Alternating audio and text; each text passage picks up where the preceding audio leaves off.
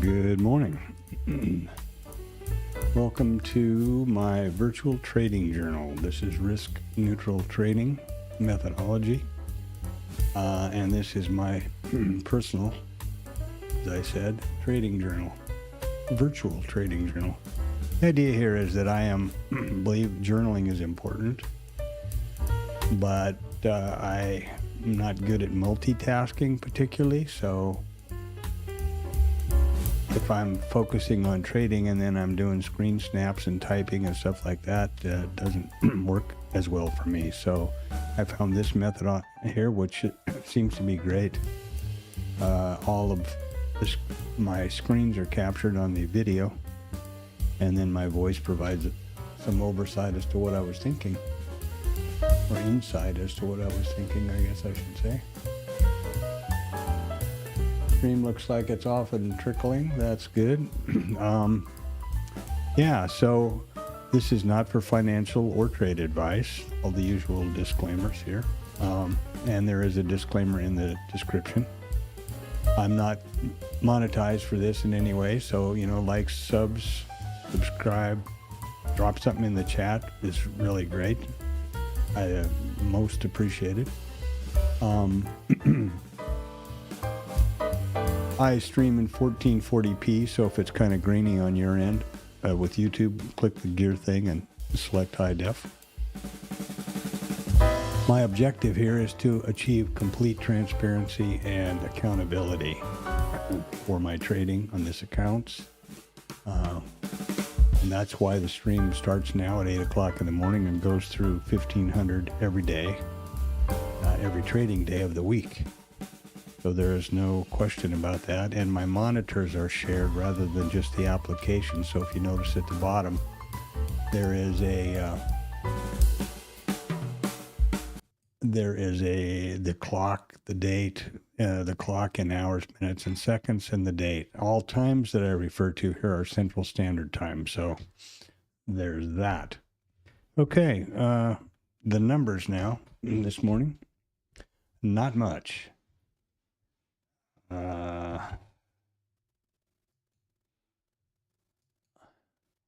This is my investing.com calendar. You can filter it however time zone, what you're interested in, et cetera, et cetera. This is today's events or numbers, reports, basically nothing. Also earnings. Oracle, Adobe, Kruger. Not anything that's earth-shaking here. Well, this is Tuesday and that's Thursday, so earnings is pretty much wrapped up. I like the investing.com. This is free site, by the way. I like the way it presents this concisely here. It's easy to snap and share. The other news that I use is Financial Juice, also free. The schedule is pretty much the same over here and can be filtered on the left side. And the right side is a little bit more of a, shall we say, squawk box feel, it kind of updates through the day. So there's that. It's also free. Now, moving on to the pre-market. This is investing.com, which is my basic charting package. And you can see here that this is yesterday's RTH session, and here's the overnight. We are in a definite consolidation pattern, very definitely. Not much to say, really. I think we probably will be through this week and into up to the 17th for the world famous Fed story. Now, we did just get a little drop off here of some sort. We had a little bit of a hiccup down here. I'm not sure what's going on with that. There was no numbers out at 7:30. And this is 8. So what the hell's this all about? I don't know. It could be some sort of unknown risk. with our the random risk squad. So this is the ES Mini, NQ Mini. This is the ES Mini and my higher time frame chart, which is the micro composite. The way this chart works is really simple. RTH session only. These are daily candlesticks. Wherever price overlaps, I draw a volume profile around them. And in so doing, it generates the high and low volume nodes, which are these red and green lines, just the high node, the low node of the volume profile. And this mouse seems to be dying. I don't know what's going on here, but I gotta maybe switch it off or do something to it. I don't know.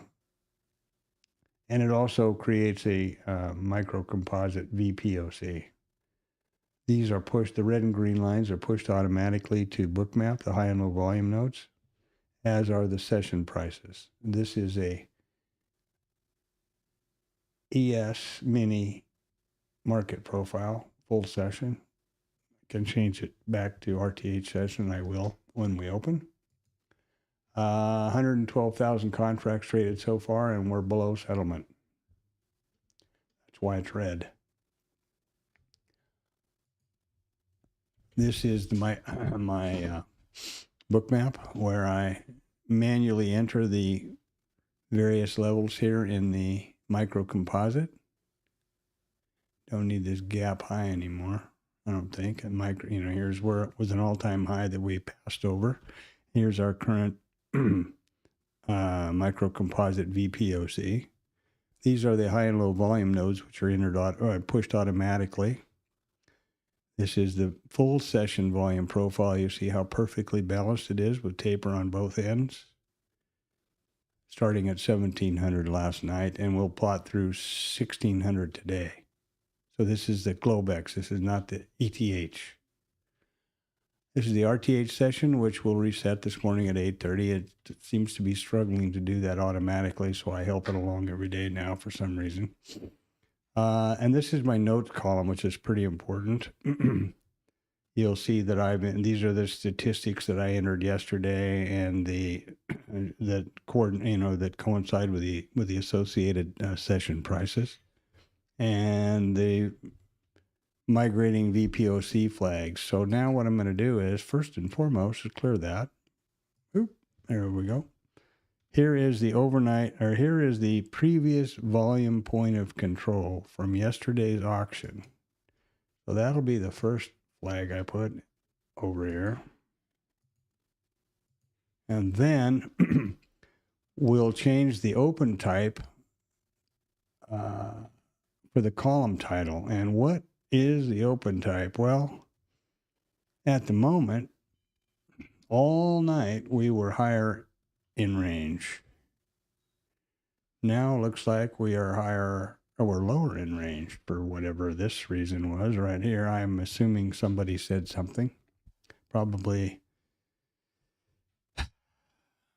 one of the administration people. There's a few of them. I'll talk about that in a little while. Anyway, so the first thing I do is change the column title here, because that gives me, when I look at a snap or the recording, that gives me a lot of information in a hurry.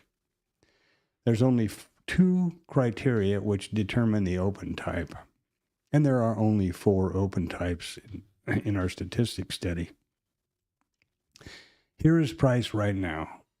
If we opened right here, right now, how would that relate to the previous close, which is right here? That would be higher than the close and within range, higher in range, as we did yesterday. Will we stay up here? I don't know. And then these are the session prices currently. There's nothing magical about anything I do here. It's just statistics and probabilities and math and data, period. You'll notice there's no indicators on either my charting, IRT, or bookmap. There are a POC for the full session and the RTH session. POC is nothing more complicated than the marker at the price at which the most contracts have traded so far in the session, period. Right now, it's about 4,400. The minute that changes anywhere, the minute one of these is 4,414, the yellow line will move there. It's just that simple. There's a VWAP for both Globex and the RTH session, which is volume weighted average price. Technically, I guess that is an indicator because it's calculated. And then there's a mid for the RTH session. We have the IBs high and low, and that sometimes confuses people. These IBs are, it's an acronym for initial balance, or an abbreviation for initial balance, which is an old name from the market profile days.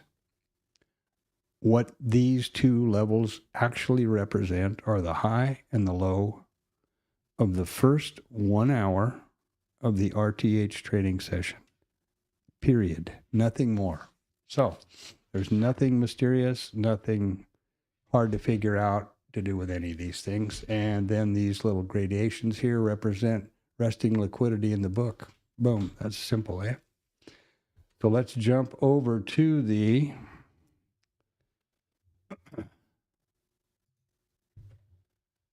statistics here. So graciously, IRT highlights the correct opening column. Obviously, they will only do that after 8:30. Coincidentally, yesterday we also opened higher in range, so it'll be highlighted like this. This study is real simple. Again, just math and numbers, math and data. The study looks back at 2,000 days, trading days, for the ES. Of these 2,000 days, we opened higher in range 603 of them. Of the days where we opened higher in range, price revisited the overnight volume point of control 501 time, 83.1%. Overnight volume point of control, 83.1. Boop. That's all there is to it. And I will just go down the list and put these in. So our overnight mid is 76.8. Overnight mid 76.8. Well, that's we're gonna be lower in range here pretty quick. Come on, you guys. This is frustrating. I hate it when they do this. Just back and forth over the close, previous close. Now we're right on the previous close. We'll either be higher in or higher or lower in range, I assume. And this is frustrating. I won't plug in a whole lot of values here because then I'll have to go back and change them if we do something dramatic. There's not a lot of difference on the two inside ones. If you notice the overnight point of control, if we open higher in range, it is 83.1. If we open lower in range, it's 84.2. So it's about 1.1% different. So it's not, earth shaking, but it's annoying to me because I like things to be accurate. Overnight high here is 75.5. That's right up here.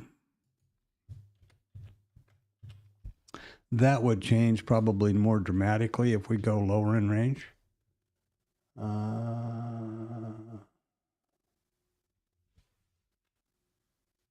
Yeah, that changes pretty dramatically. If we go lower in range, the overnight high, then the statistic for the overnight high becomes 52.2 rather than 75.5, you see? Because we're getting further away. Because it's further away from the directional movement.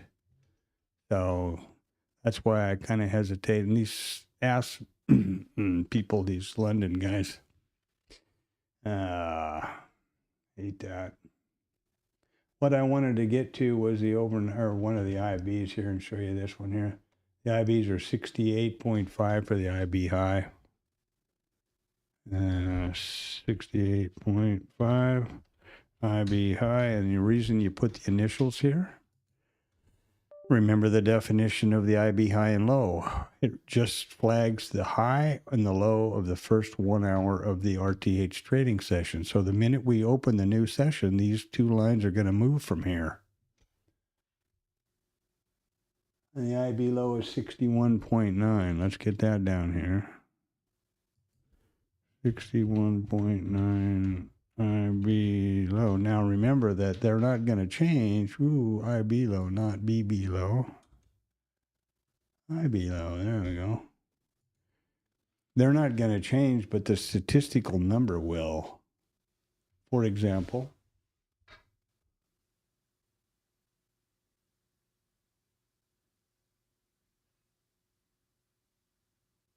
it's not too dramatic. And I hate this. Sorry for that. But anyway, you see that the statistics, I try to always have them full. Previous close, what's that one going to be? That's 67. And the other side of life is 73. So we'll put 67 over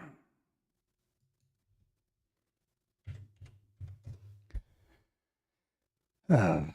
Frustrating. Got a lot going on here today, too. I want to get to. All right, so I'm going to stop right there with the statistics because this is going to just completely piss me off. So that's how that works, boys and girls. Now, the next question, and these are always done pre-market, and they will not be changed unless... obviously, some of these are continually in motion because it's a live data. So the overnight mid or the POC could change. The mid could change because it's a dynamic data. Now, and then if we suddenly open lower in range, I'll change the title here and to make it accurate for the recording and for any screen snaps I take. Okay, the next order of business here would be pretty important to be able to trade, eh? So you have to trade with Bookmap, you have to activate the trade control panel by clicking this padlock. And then you select a method you will use to interact with the application to trade with your mouse. Chart can only trade with your mouse in this active data column. Dome, you can only trade with your mouse in the dome columns or both. You can do both. Pretty simple. You can also trade with hotkeys in your mouse, hotkeys in your keyboard, but you have to initiate them separately, and then you have to make sure that the application has the focus of the computer in order for the hotkeys to work. Next, I do something important. I do multi-brackets. This is the risk-neutral methodology. This is the smallest risk-neutral package because you need to use an even number of contracts. 2. Then you choose a tick setting for the stop for the entire package. You can do that by the first thing you should be aware of when you determine your stop size is your account risk tolerance, and then the volatility of the market, and on and on. But once you've established the size of the package and the number of ticks for the stop, the first risk neutral scale is automatic. It is for half of the package, and it's for the same number of ticks positively as the stop is negative. And then you have a runner. It can be 4 lots, same story. 4, 2, 12, 12. Higher volatility, yep, 24, 24, there you go. However you determine to do this, there you have that. Next, I do the multi-account trading because I want to do that. Close. There we go. So we can now trade. We've selected both. The padlock is open and the button is green. You notice that we have these data points here to do with our entry, What's the accumulated position, average position price, unrealized P&L, all those things. I also have all of those right up here. And because I trade with multi-brackets, I don't need the rest of this data down here in the trade control panel. So I confirm it's my package size. I re-click this button. The trade control panel stays active. We can trade. The padlock's unlocked. I get all the same data points up here in ticks, which is the way I selected. And then I have a cancel and close. So I'm all set. I'm ready to trade. And we are now lower in range at this moment. And I suppose these mothers are going to keep it down here, I suppose. So that's that. The next order of business for me is the TLab snap, which is this thing. And that is something that I do every day. And you'll correctly ask the question, what is the TLab?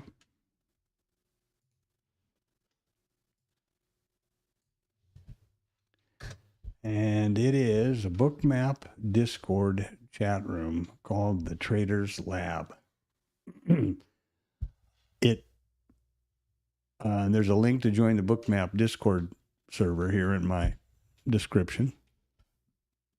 And it is absolutely free. It was started by a guy named Tom B. Should you choose to go there, this is the room you're looking for right there. Now, the important thing about this, I don't know if it's important or not, but it is absolutely free, and you don't even have to be a subscriber to Bookmap to take advantage of it, the resources, etc. Tom is a professional trader that's been at this for 46 years or more. He doesn't trade live, nor does he call trades. And you're never going to see a snap of his account size or, any verification like that. And I'm sure you're never going to see a wrapped Lambo, and you're not going to see any gold chains. But I do believe that he's the real deal. And one of the reasons for that is that absolutely nothing is for sale.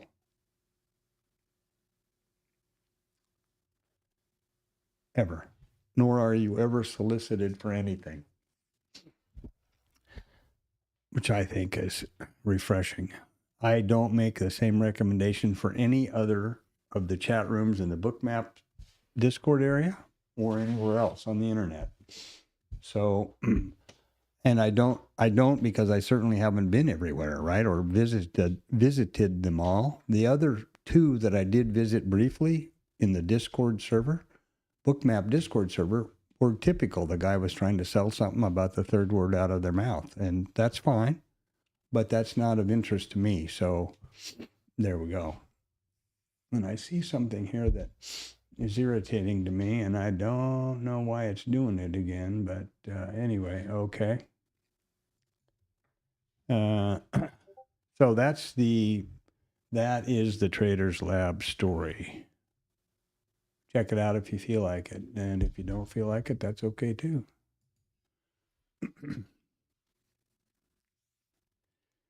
And we are definitely going to be lower. We are definitely going to be lower out of range, or lower in range, I would say, by the way we're trading down here now, which is just freaking frustrating. What does my thing have to say about lower in range here? 84.2 is the overnight VPOC. Well, that's pretty close. Big difference is going to be the IB high and probably the POCs. Overnight low is going to be 57.1. I don't even have the overnight low. Yeah, here we go. 57.1. Oh, so frustrating. And we're going to change the title to be the correct thing. Lower in range. Always got to do something. These London boys always up to something tricky. So the overnight VPOC is 84.2.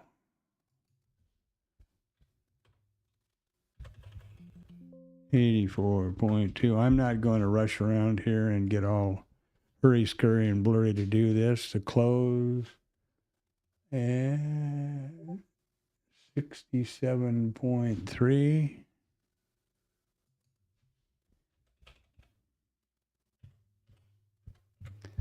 and watch them turn around and run it up the other way, just ahead of the open. And that's not out of the scope of possibility. Look at them now. I'm going to stop this right here, right now, and I apologize for that. The overnight mid might change. That's 83.1. They're going to do it, sure as hell.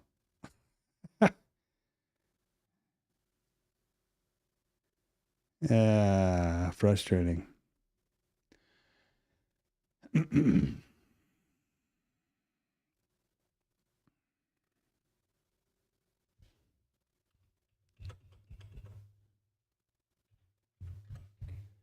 And that's all I'm going to do. If in fact, after now we're higher in range. Jesus. Anyway, I'll let them settle this out and open it. You see the points, right? The point is, these are the key probabilities.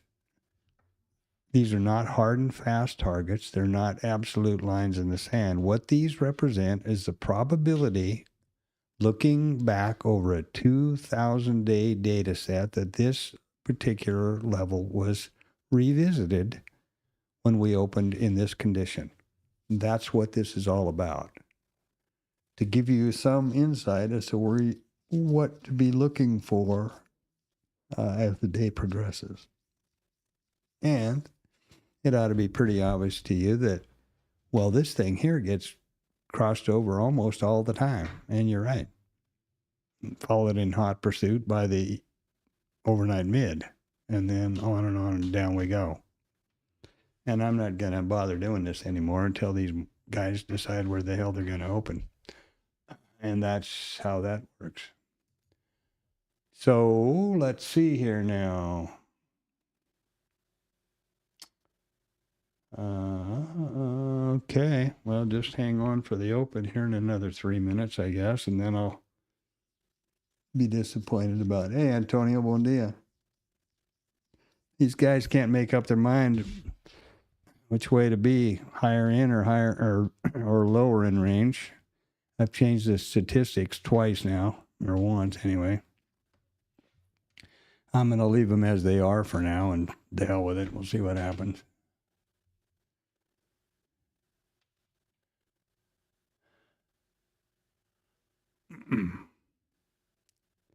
Yeah, it looks like they're going to definitely be higher in range again. 2 minutes. What do you think they're going to do? Maybe not. Jesus, I hate days like this. I think that this is kind of going to be indicative of what's going to happen up until the 17th. This is a blackout for the Fed. No speakers, no news feedback until the rate decision on the 17th. And I think the market's just going to be in the big hold until then. Or not.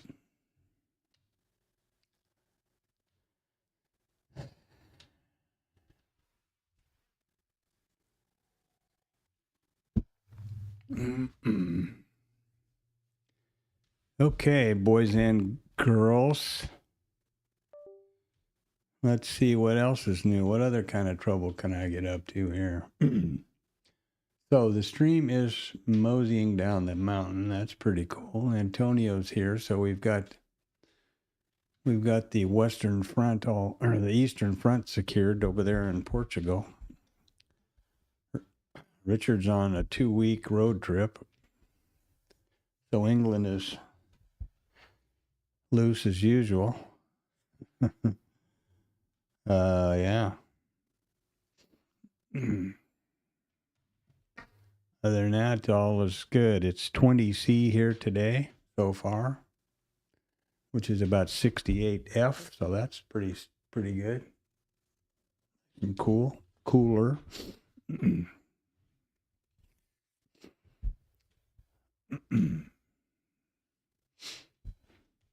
I've been doing a lot of studying on the I'm just breaking my brain on this. God damn, look at this. We're going to open higher in range absolutely now. See this liquidity jumping underneath here? Been really struggling to get the proper coding for the IRT. There we go. Now, and this damn thing is still not resetting properly. It looks to me like we opened right on the previous close, I think. So thank you so much, Pencil Nicks. The English guys, I tell you. Can't trust them. This damn thing just frustrates me to no end. Why it won't reset, I got no idea.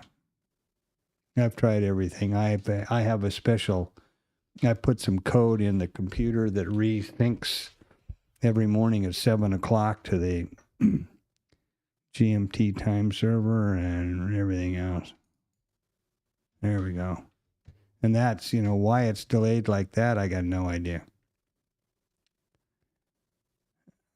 It apparently is memory, but this has got 64 gigs of DDR5 RAM and everything else. The only programs running are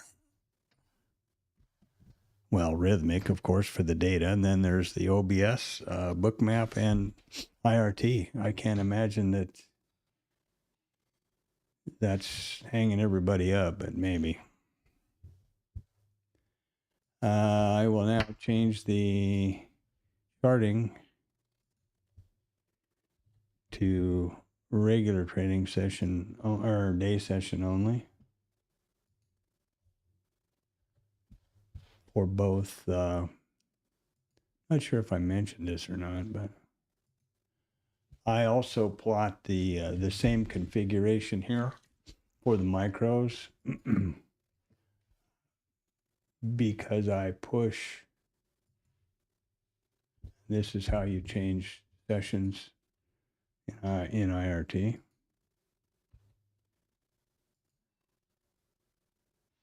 And okay, the reason I do this change every morning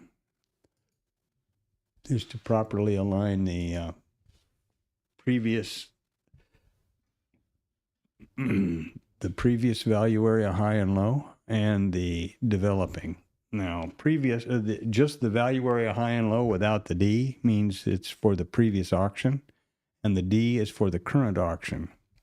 If I do not change my charting from full session to day session only or RTH session only, the minute we open, the value area high and low would then be representing the just closed overnight session, which would screw everybody up that uses these levels. I push these session prices 24/7 from Sunday night at 1700 through 1600 on Friday to anybody that wants them, if it could help. A lot of people in the TLab and Statistic and whatnot use them, I think, still. If that could be helpful to you and you're listening to this, throw something in the chat and I'll be happy to hook you up. Of course, chat, subscribe, send millions of dollars, all those things. But yeah, it's free 24/7. As long as I continue doing this, I will do that. Now we're going to start marking these migrating VPOCs here. And I tell you why I do that. That's a holdover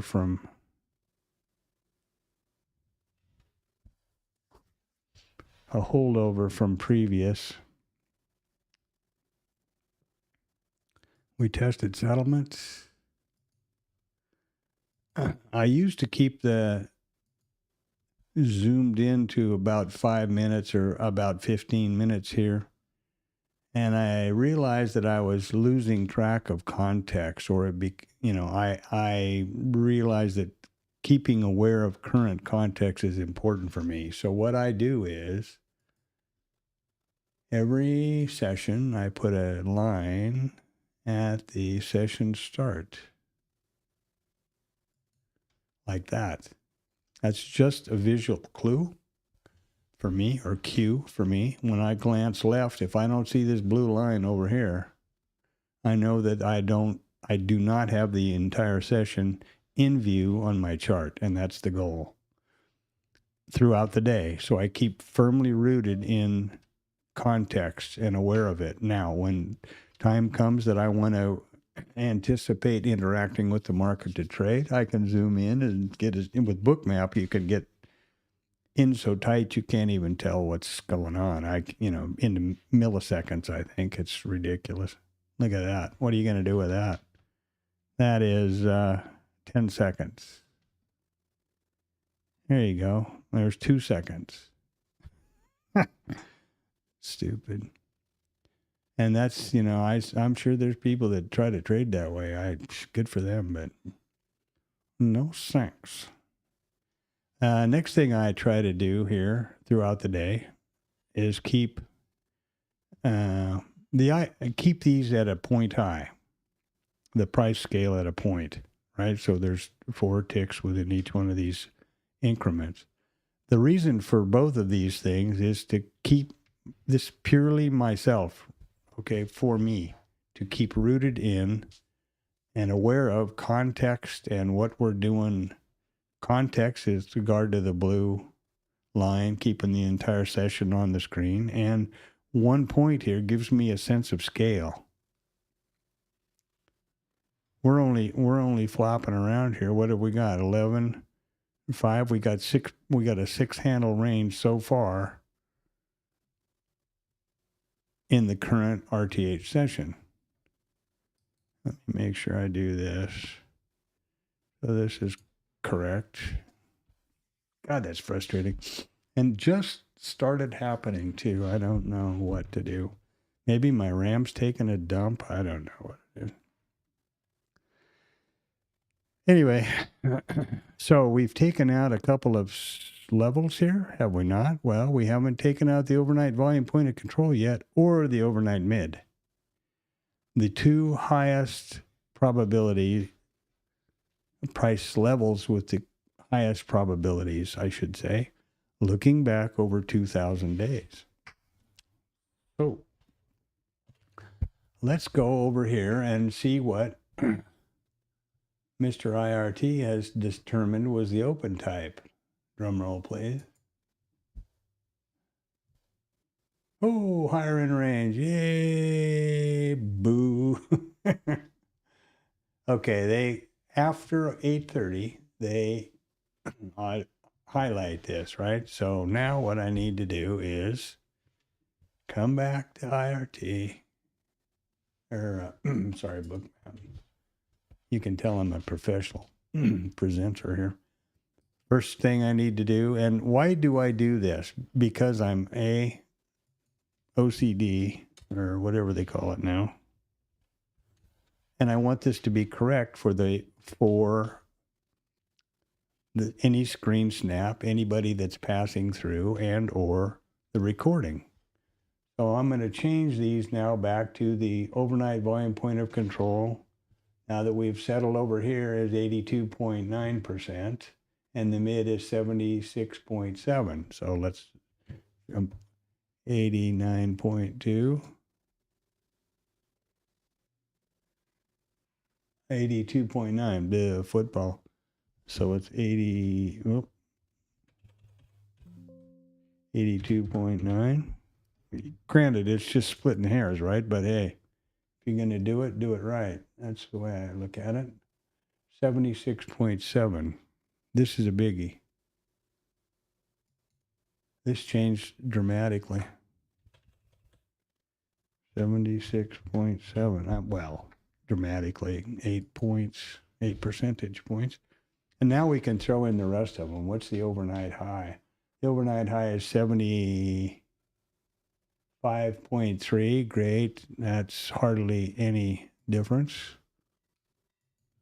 You notice the wider you get in the session, the less discrepancy there is with the previous high.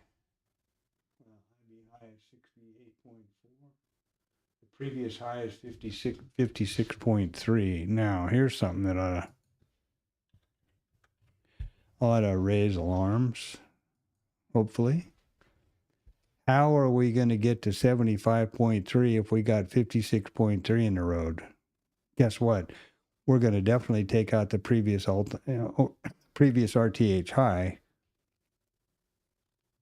in order to get up here. It's impossible, right? So this should be a real reinforce my earlier comment that these are not hard and fast lines in the sand or targets. These simply represent the percentage of time that this level was revisited in the RTH session within a data set looking backwards at 2,000 trading days where we opened higher in range.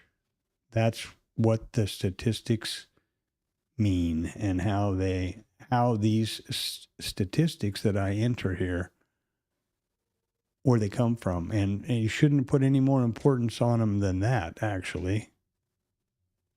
Previous close is 70.4.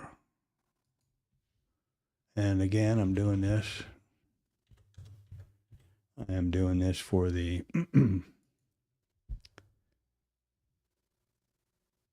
overnight low. How low can you go? Boy, mine are getting crap. Overnight high. Overnight low is 49.3. Quite a difference, huh? 67.3 to 49.3. All because of a point back and forth over this close. Now, obviously, the further it gets away from there, but this study only looks at those two criteria that I mentioned earlier in the initial pre-market. And I always forget to flag the damn open. Okay, so now what? Who's on third? I don't know. Who's on fourth? What else happened there? Previous close, mid, IB high, 68.4. IB low, 61.8. See right over here, 61. You see why it's important to put those initials? Where the hell did that go? What's that mean? If I didn't have that initial, I'd be scratching my head wondering what the hell 61.9 was. But then again, you're young and remember stuff, and I'm the antithesis of all of that. Previous low, what is that? That's got to be something snazzy. 34.9.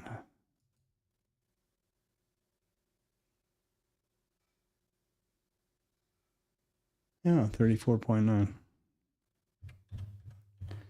Okay, that's enough of those. Oops. 34. My other 4. Okay. Well, if you want a tight range, there you go. I refer to days like this and yesterday as retail soup. What they're doing is they are throwing everybody in the blender and they're making a big pot of retail soup because there is a bunch of boys and girls who cannot restrain themselves from clicking the mouse. If you have a vetted, pre-established trade plan for this kind of an environment, and that plan has statistically and mathematically shown you that you have a positive expectancy, then knock yourself out. Trade the hell out of it.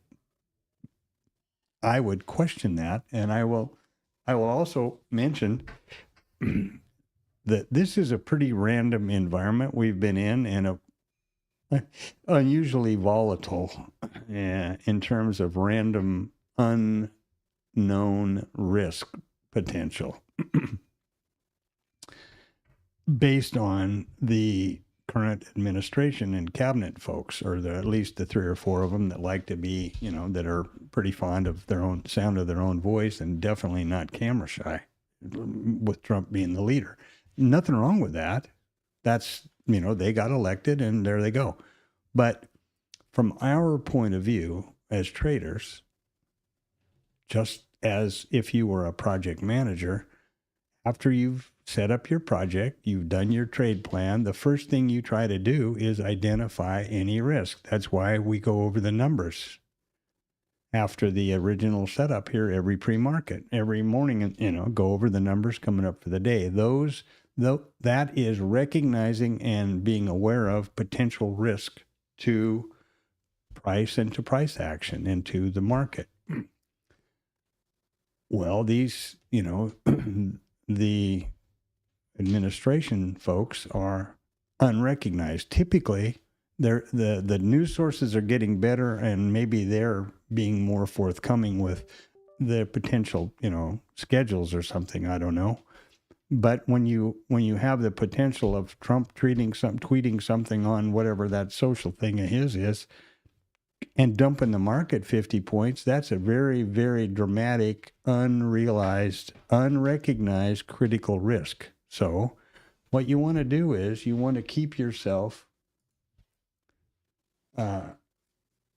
you want to limit your exposure of your account to the market and to risk. And the only way to do that is take A+ setups only that you have properly vetted that have a positive expectancy. Otherwise, go to Vegas, get a gal with big boobs to bring you drinks. Come on. That's gambling.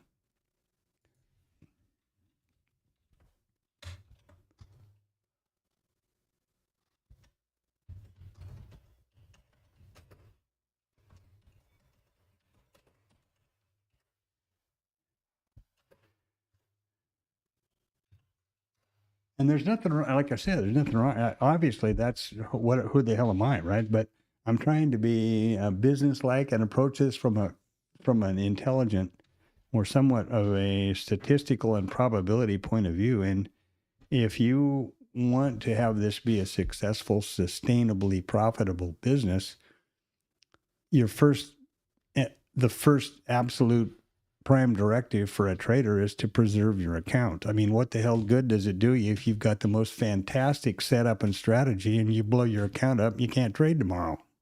Useless. All right? So, in my view, and I was a project manager, I've done a lot of things for a long time, identify your risk. Right now, I don't feel like I can properly identify potential critical risk. So I think it's best to limit my interaction with the market as much as I can. And I'm also vetting the IB trades, which is a whole other story I'll talk about in a little while. So that's just, my point of view. And this is certainly not my way or the highway, this stream. However you trade, like I said, that is successful for you.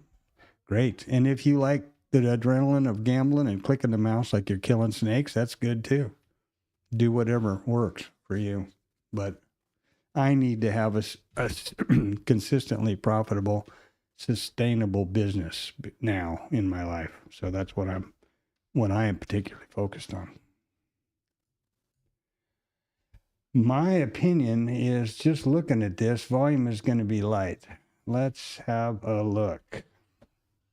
Yeah. 60% of the average volume for this time of day. And our ATR is down at 2.25 points. This is average true range. So that's pretty surprising.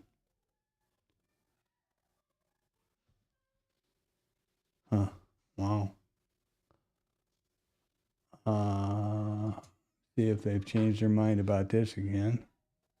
Oh, there we go. I think I got all of those in there that are important. Enough for the stream today. And here we are. So what have I done? I glance left and I don't see Mr. Blue Boy over there. Now I have the whole stream in view. The whole context for the day so far is in view. This looks like a flat line in an ICU ward, doesn't it? And look at all these levels stacked on top of each other. Remember, this is only 1 point high. Look at all these levels. How can you take a trade anywhere here and expect to get remotely close to your risk neutral position scale. I have what I refer to as a range requirement, and that says that no matter what, if all of the other alignment and criteria for a trade entry are valid, the last and probably one of the more discretionary filters for me is the range requirement. If I have an unobstructed path to the first target, which is the risk neutral scale, good. Then okay. If I don't, then should I really be taking that entry? And look at this mess. What would that mean? Well, that would mean a minimum of 3 points without any level or any big liquidity in the road. Look at here, we got 700 contracts flopping around at 65.13. 700.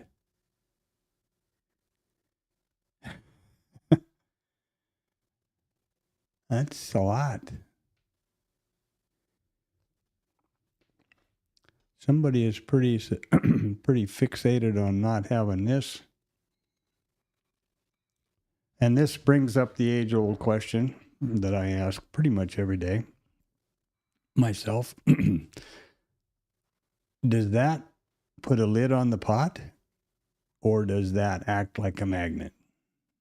And I know, and it's as with anything in trading, you can answer both ways and argue both ways.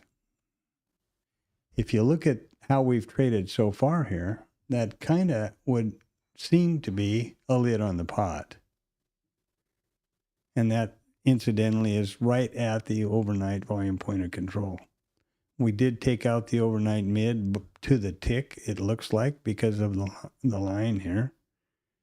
And the overnight volume point of control at 82.9% is where we just incidentally happen to have 700 contract land. Yeah.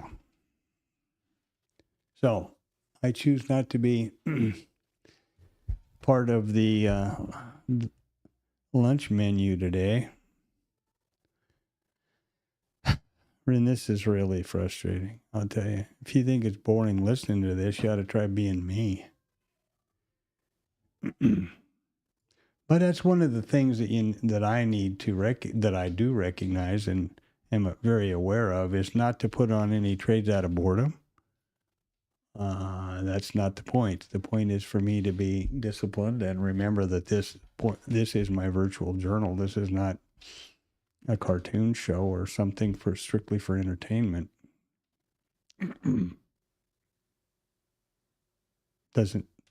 Doesn't change the fact that it's boring. And something else here is about your monkey mind, right?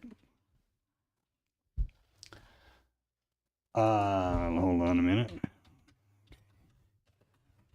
I got to add some of these timestamps that I use frequently. So depending on whether you're a creationist or a evolutionist, whatever you call that, I suppose I think both would agree that humans have been evolving, have been, progressing for a long time. Just basic. You can't look at the fossil record and not know that it's been at least a couple thousand years. So in that space of time, our minds have, and our subconscious and the wiring in us has developed to a point where, and it's selective adaptation, right? It's, if you didn't do the right thing long ago, you ended up something else's lunch probably. So fear, FOMO, wanting to be right, all of those things are baked into our wiring that present themselves here in the trading world as what we call FOMO and, those various things. Well,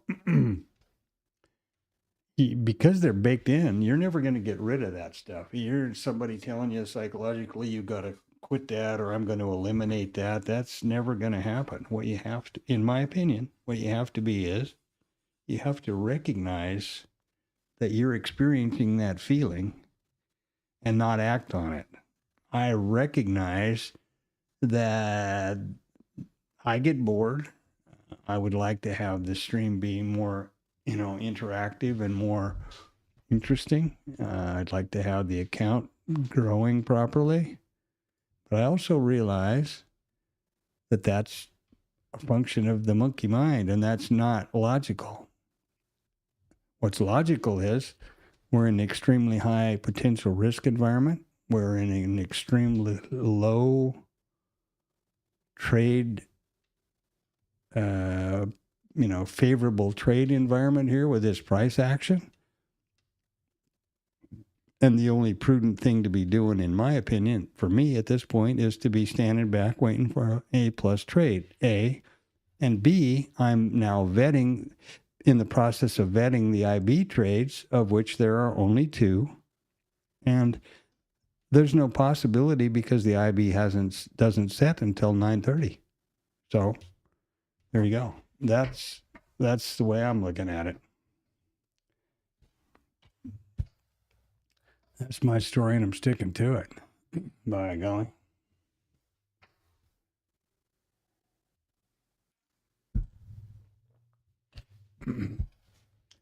There we go on the micro composite over here. Big, we're going to go to the moon, Alice. It was yesterday, and here we are today. Now we're slopping all over this thing. It doesn't make much sense. Did we actually get there? Oh, yeah, we did by a tick. Absolutely. We took out the MCVPOC that was as of yesterday here by the tick on the IB low. So we're now down to 6502 and the high of basically 12. So we got a 10-point range in the first 30 minutes.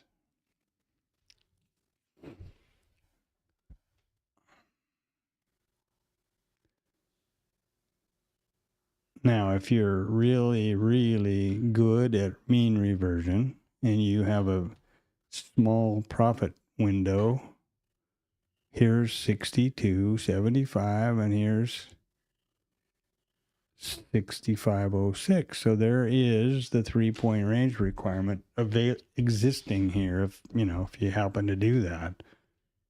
But where are you going? Where's your profit? The mission of us as traders is not, or me as a trader, is not to take risk neutral scales and scratch. Expose my account to risk all day long for scratches. That's stupid, in my opinion, for me. That's definitely not the right idea. And where would say you get scale, where the hell are you going? For me to achieve the 2 targets in my 2-lot risk neutral package, I need 12 points. Well, 3 or 2. Let's call it 2 let's call it 2 for easy math. I need to be up here at 14 in order to have scaled. So you got to get all the way across all of this crap. Now that's likely because the overnight volume point of control is right up here.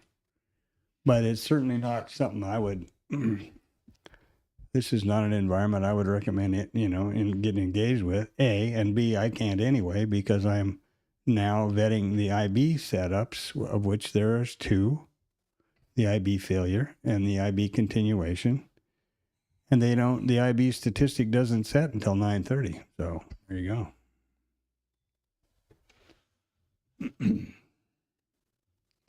There you go. And I don't know why it keeps getting on the wrong screen, but I'm sorry.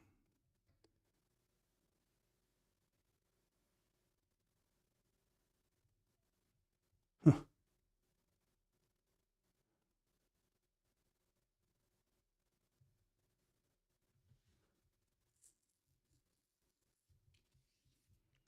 So I guess we Israel's attacking Qatar again now and whatever else. Jesus Christ.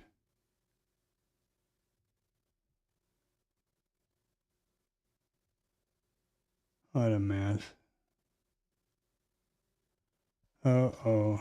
Yeah, now you see they've added, this wasn't here on the docket today.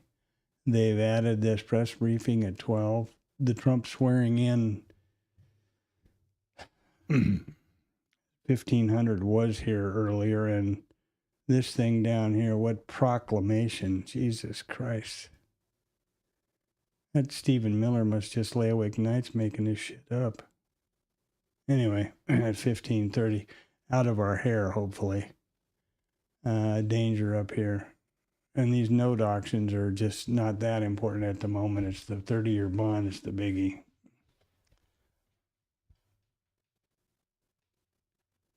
So the Israel is now attacking people in Qatar. Or I used to call it Qatar, but I guess they call it Qatar.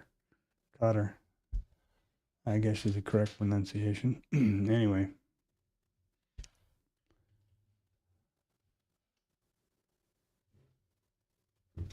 Man, interesting how they just mosey around the world blowing people up and acting like they're self-righteous about it all.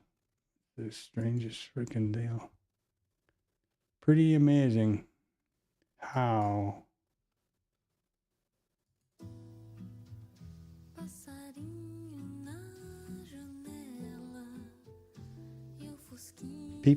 people's ability, the human ability to rationalize and justify stuff, and rationalize and be okay with what I view as extreme hypocrisy is amazing to me. It really is.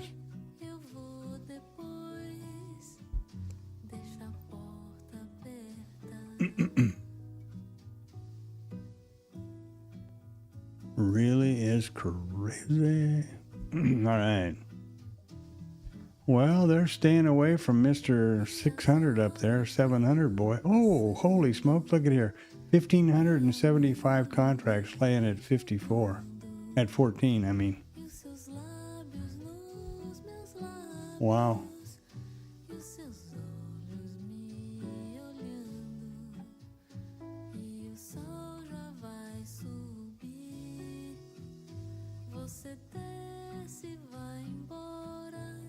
That's a lot. That's a lot.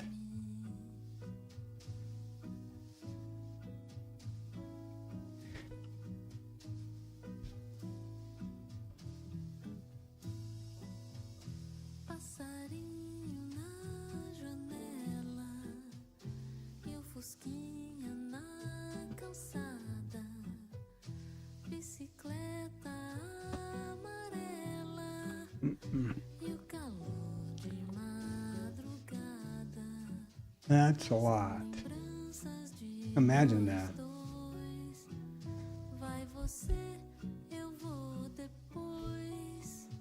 Well, what is that? Let's see here. That. And they dropped off.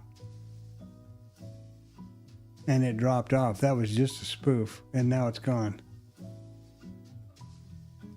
Or a fat finger.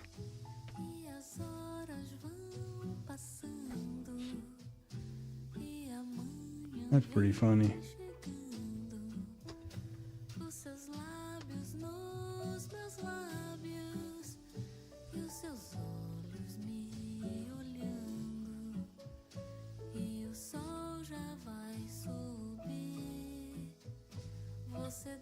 That's pretty funny.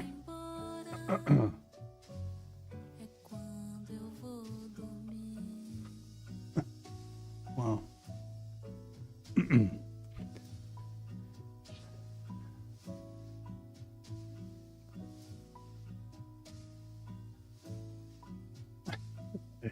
That has to have been a spoof,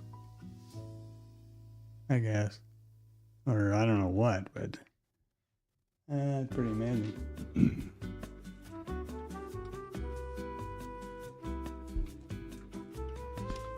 So we're past 9 o'clock.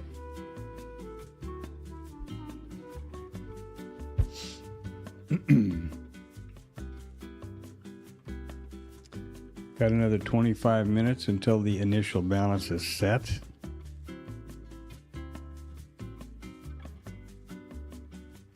Remember that the IB levels here, low and high, are just flags for the first 1 hour of the RTH trading session. That's it. The high and the low. That's all that is to it.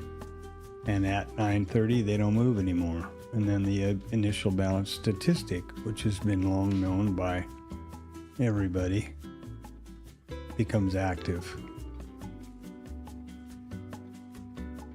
And that IB stat says that greater than, let's see, in this open type, it is something I don't remember.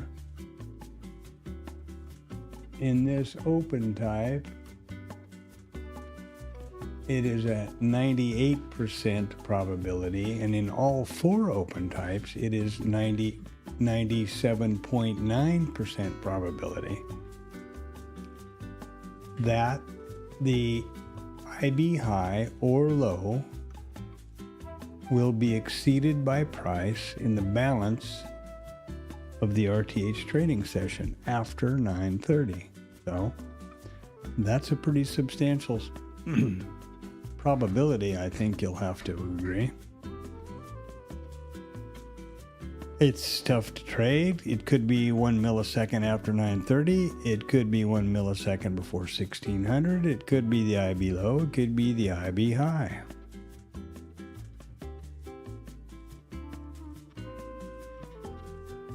One thing I will definitely say is do not trade. My recommendation is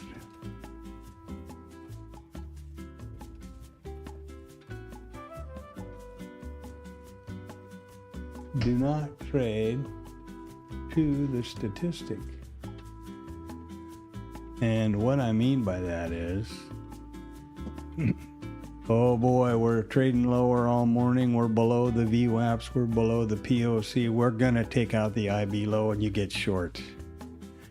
Targeting the IB low, you're trading to the statistic before the statistic has been set. Big problem. I've been clobbered way more than I care to remember but with that one. And of course, the minute I say that, someone will say, well, I did that and it made a lot of money. Yeah, okay. One of the problems, I guess, with humans is that we really, really remember stuff that is positive and don't remember things that are negative or painful. So if you move your stop one time and it works out, you remember that forever. You don't move your stop and you get taken out or it goes the other way, you don't remember that one. You don't remember all the times you moved your stop and you took a bigger loss. So that's human nature. Again, that's that monkey mind wiring you got to be aware of, I think, in my opinion. Remember, I'm talking to me here. Yeah. Now the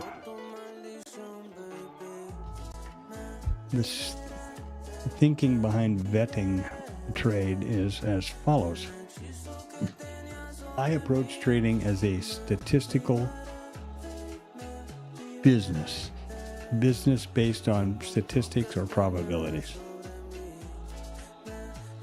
I believe that it's a random environment. I know statistically that the outcome of the next trade is 50-50 because this is a binary event. The market only goes up or down, price. Horizontal movement is put on by us as humans or traders in the form of time. And so what do you do to approach it as a statistical business? Well, you identify a particular setup that seems to recur. And then you identify the parameters that would validate an entry for that setup. and you capture a statistically significant data set of that setup and those parameters, preferably a large enough data set to be outside random distribution, and determine mathematically or statistically if that has a positive edge or expectancy, probability, or not. If it does, then you take every one of those trades that present themselves in the regular live trading market, and you rely on the law of large numbers to manifest to your bank account. Now, here we go. Remember how I said don't trade at the IB low? Look what's going to happen now. This is not an IB statistic, mind you, because it's not 930. But we've just exceeded this, and we've traded up into where the big 1500 was laying, and that didn't happen anymore. And they traded them out. Okay, so anyway, back to the story. Back to my philosophy here.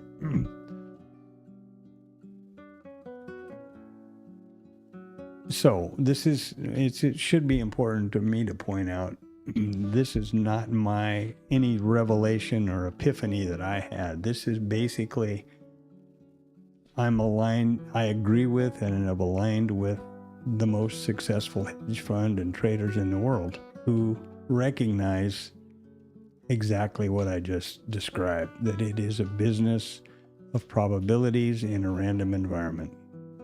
And I'm talking about the best, most successful in the world. Ed Thorpe, Jim Simmons, most successful trader ever at Renaissance Technology so far. Ray Dalio, Paul Tudor Jones, Tom Sosnoff, Tom the Trader, the best loser wins guy that everybody likes a lot now. Seems like a cool guy. Tom B in the Traders Lab. Rod, some of us in right down to this level, you know. And it works out well for those people. So that's the way you do it. It is coincidentally also the exact business model of a casino. They play no game which they have not pre-identified an edge and specific rules. Then on the casino floor, their only mission is to play that game as many times as they can. And the law of large numbers manifests the edge or the expectancy to the bank account. And that's it. Be the casino. There's the Holy Grail. Merry Christmas. Free. See? You got the Holy Grail trading right there for free. And in reality, that is exactly the Holy Grail. But so few people recognize that, and it's not easy to do. I'm vetting this particular setup. It takes a lot of time and effort because I'm not a code monkey that can code up something and look on a lengthy back test. I'm struggling day and night when I'm not trading with IRT to test engine to get it to work. Some of them I have working, but this particular one I don't yet. So there you are. And to do it, to capture this a statistically significant data set of that particular setup manually by scrolling back through the chart takes effort and time and concentration. And to try to capture it in the live market, you'd have to live older than Methuselah. So those are the ins and outs of it. Now, the trade that I'm currently vetting are the IB trades. So we've already established when the IB trade's set at 9:30. Then we've talked about the statistic around the IB. Of the associated with the initial balance statistic are two trades. The IB failure, where price comes up and takes out the statistic, satisfies the statistic, trades back down, can't get higher, and goes back to a mean reversion. The other one is IB continuation.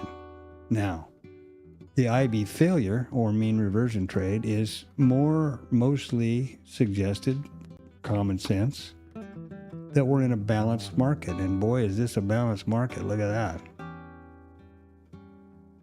Whereas the IB continuation would be suggested in a directional market. I chose those because A, it's pretty obvious where the setup is, and B, that I would have two options, a mean reversion trade and a directional trade, both vetted at the same time. And the market actually is rotational a higher percentage of the days, of the trading days in any year, than it is directional. So it's good to have both. And that's what I thought. I have one more trade now, 2-lot, risk neutral setup. If I have one more positive trade to targets, then these 5 accounts are in the XFA. Oh, and I don't know if I mentioned that early on in the pre-market after I did the setup and the RTH, the risk neutral package, etc. This stream is representing a TopStep evaluation account, and the multi-account trading thing that I know I mentioned in the pre-market is, boy, this mouse I think is dying, as much as I hate to say that.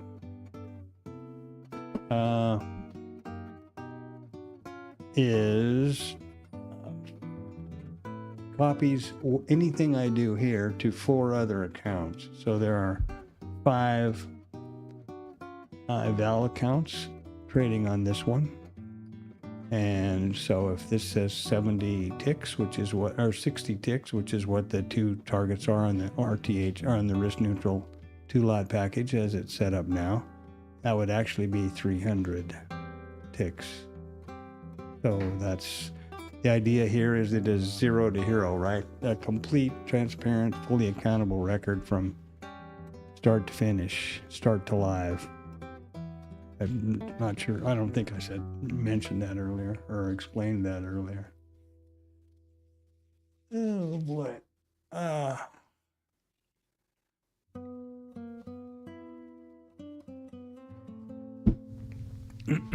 So now,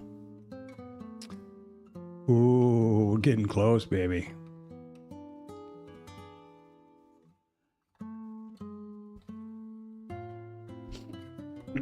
What have we done? We've widened out. We're at 15 and 1. Whoa, 14 handles wide. I'm so impressed. We got our stats, right? We got our mid, we got our POC, previous IB high. You know, looks like we're gonna get the overnight low. Typically, the overnight high and low are pretty frequent, as you can see by the statistics in this open type. The IB high would be a higher probability than the IB low, but shit happens, eh?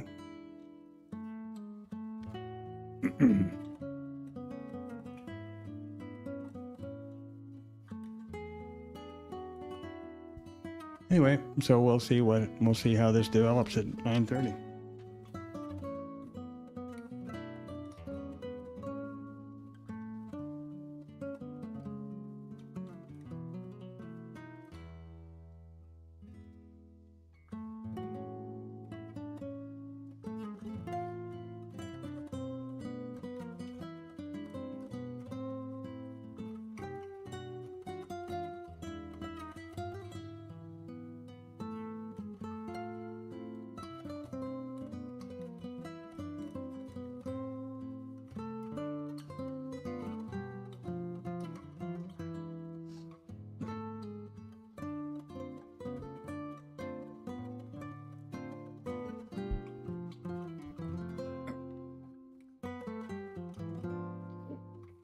And because I'm aware of that, fact that it's only one more trade, I am extra cautious about being sure I've confirmed the setup, and perhaps, well, not perhaps, obviously, probably way too cautious.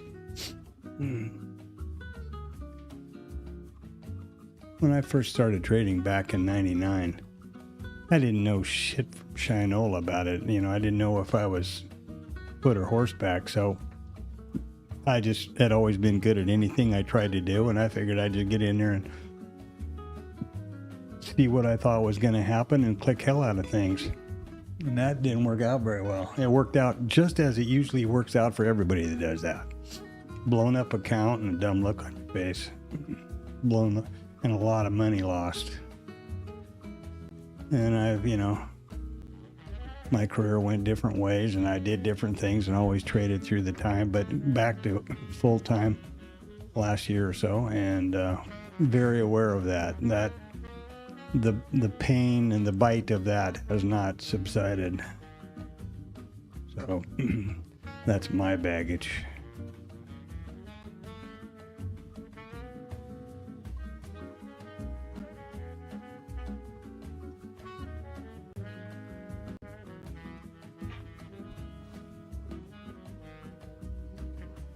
And I'm going to take a little pause here in the action this morning. I'm closing a 401k to, or rolling over a 401k to an IRA over here from the company that I had been with. And that's real important. So.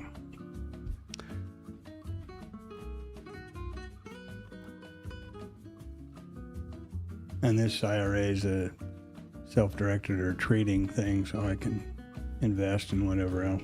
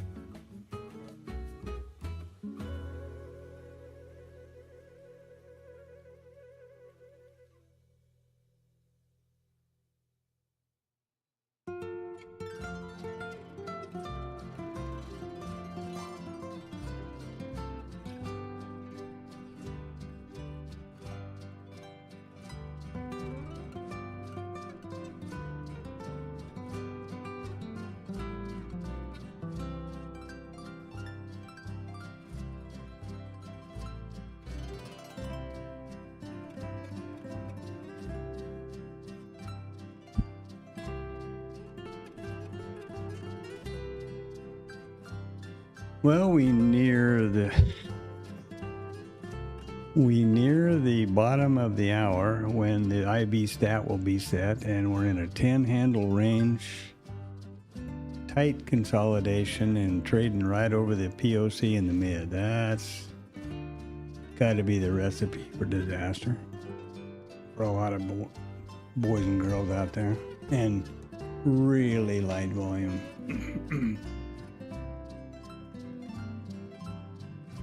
Well, it's picked up a little, up from 60-some% to 80 now. So that's, and our ATR jumped up from 2.5 or whatever it was to 5. So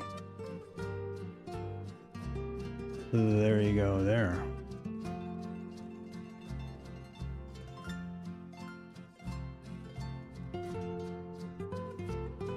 Look at that. Overnight today. Overnight inventory was essentially flat. Look at where we opened and where the session started.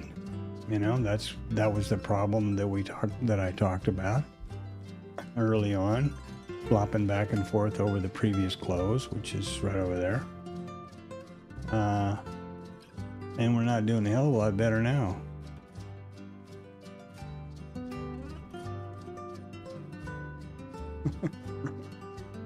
right on the close and the open, and because the open just happens to be one tick right there above the previous close.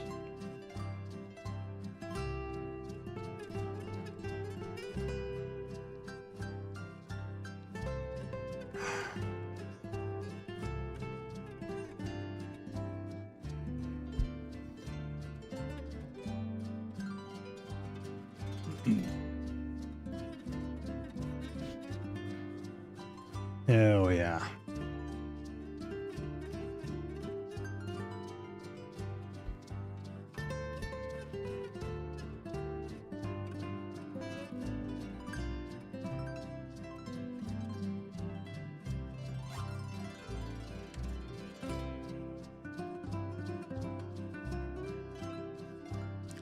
And this naked VPOC from yesterday's RTH close is now kaput.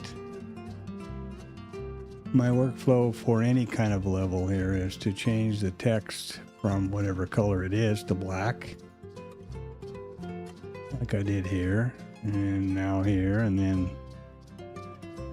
hopefully every night or early, pre-market, or for sure on weekends, I remove all these stale things. Sometimes I forget, sometimes I leave them there for other stuff. This drama with, this has been pretty funny how these gaps and all-time highs have been hopscotching over the top of each other.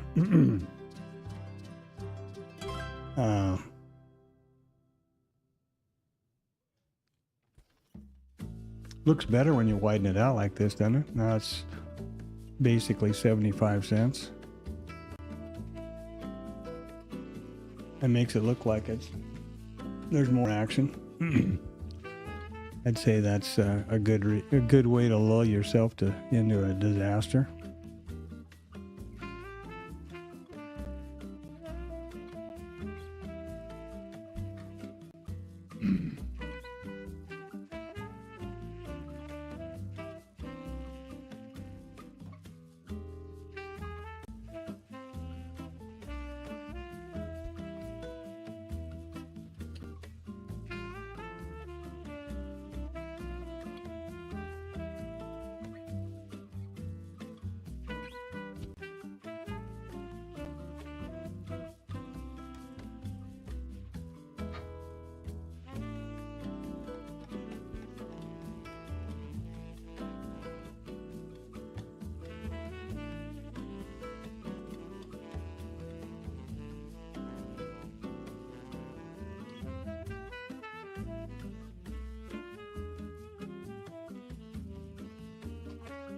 Okay.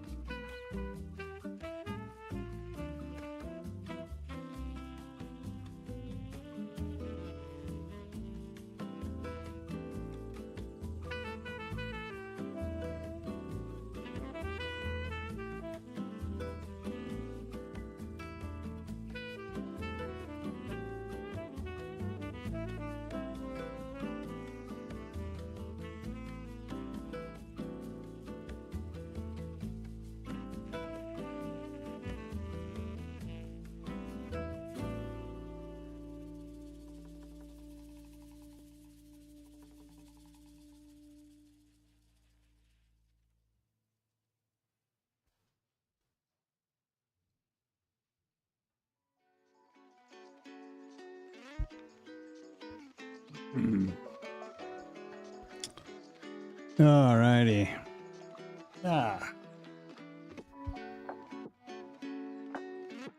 Well, 30 seconds here, and then all of a sudden, the IV statistic will be active. Oh boy, I'm so excited. I've talked about the range requirement already. And if you see this mess right across here, not good. For me, that is definitely a no good environment for the mean reversion or the IB failure trade. It sucks. Here we go. So the statistic is set. And now we have, I should say the statistic is in play now because we are past 930. So the IB low will not move anymore, nor will the IB high go up anymore. When price takes out whichever one, then the statistic has been satisfied and we can start looking for one of those two trades. I also need to call these guys here.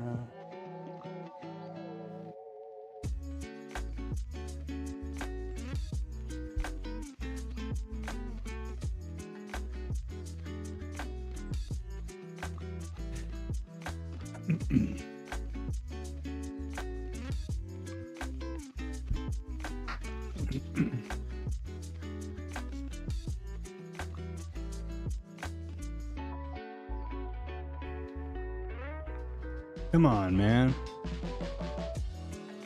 Yesterday was painful also.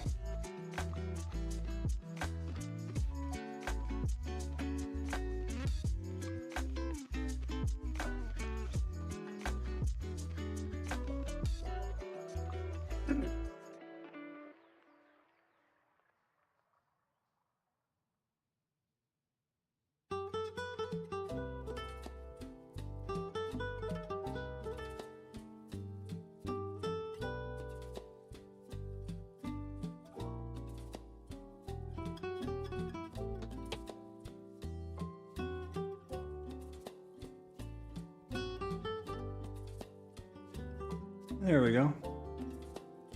All right, so the IB statistic has been satisfied now.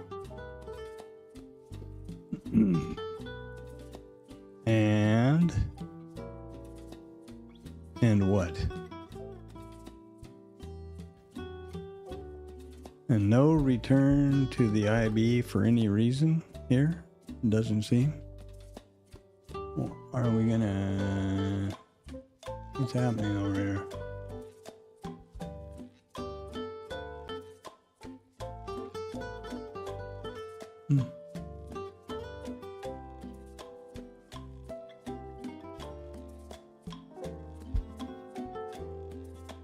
Down below 6,500 now.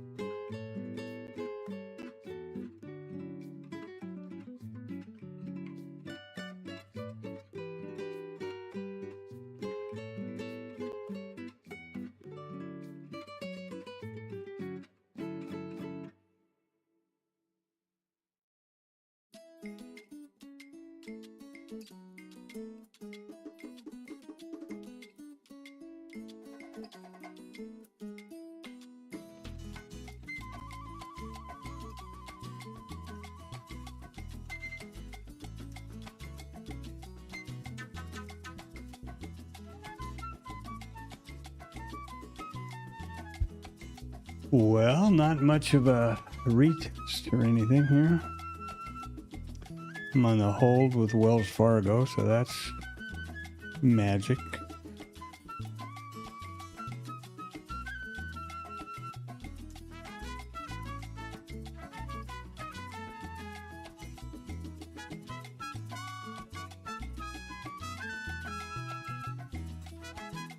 Now this didn't qualify as an actual setup for the continuation trade. Never even got back to test the level there, so here I stand.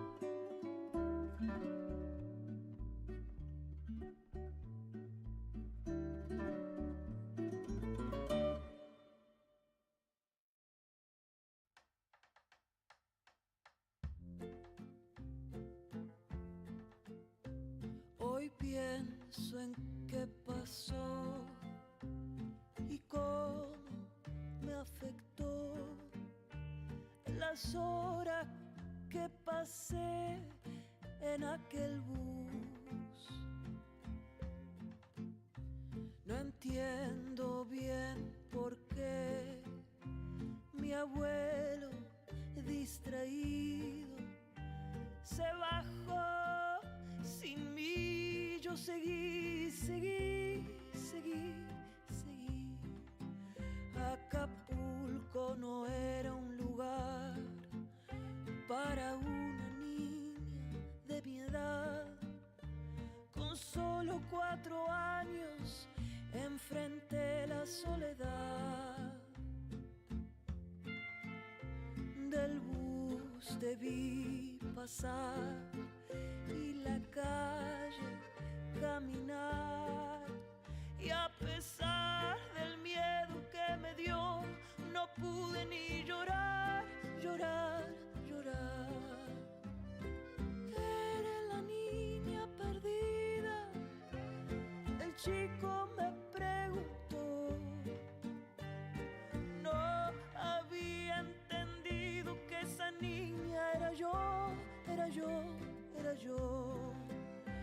Después de 6 horas encontré donde bajar, crucé la calle, di con el lugar, se abrió la puerta y todo mi mundo me abrazó. Estaba sola frente al mar. Nunca me voy a olvidar. Estaba sola frente al mar.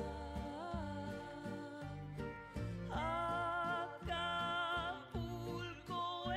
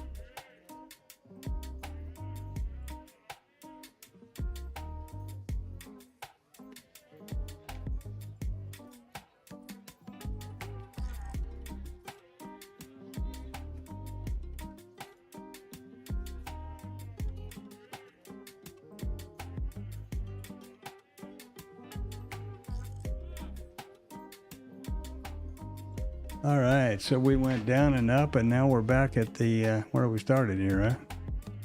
And I'm on the phone with Wells Fargo about getting the 401k funding into the IRA. I don't know what to think here at this point. I want to get this IRA things done in 401k because I don't have any faith in what the market is going to be doing in the next 10 days. So I want to have that funds out of there and locked up.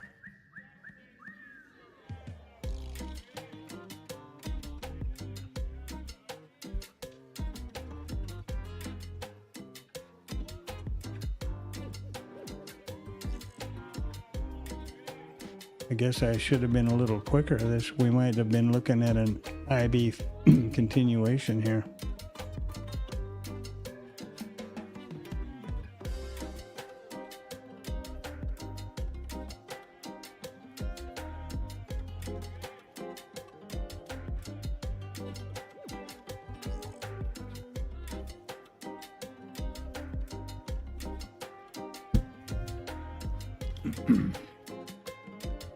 I'm going to focus on this account story. Be right back.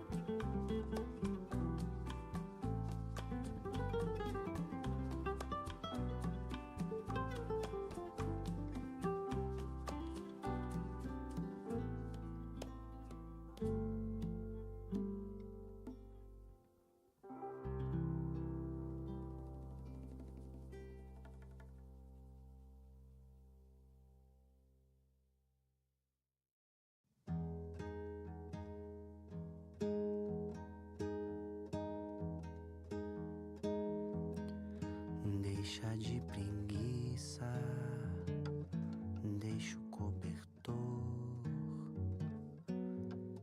Deixa que hoje eu vou ser o teu calor. Sei que tá friozinho, já sei como é. Sei que o nosso amor aquece quando quer. De manhãzinho o sol nasceu,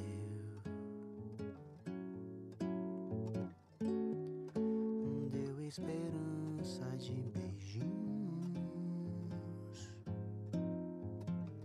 Não espere tanto, tanto tenho a dar pra fazer o frio evaporar.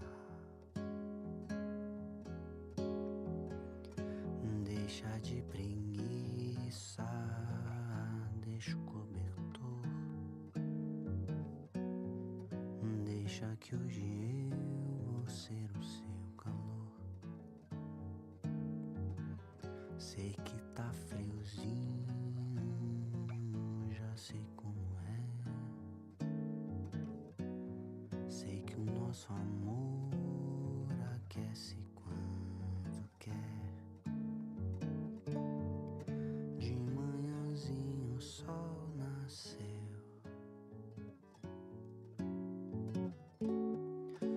deu esperança de beijinhos.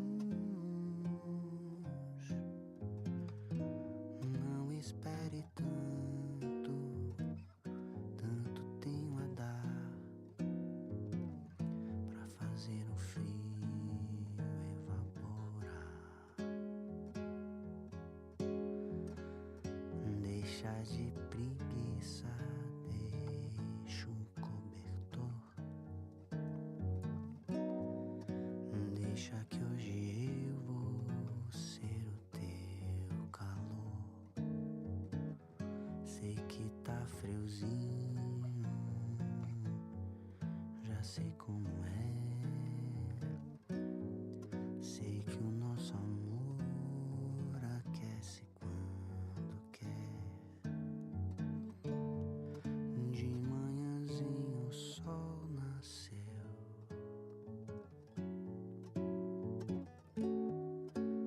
deu esperança de beijinhos.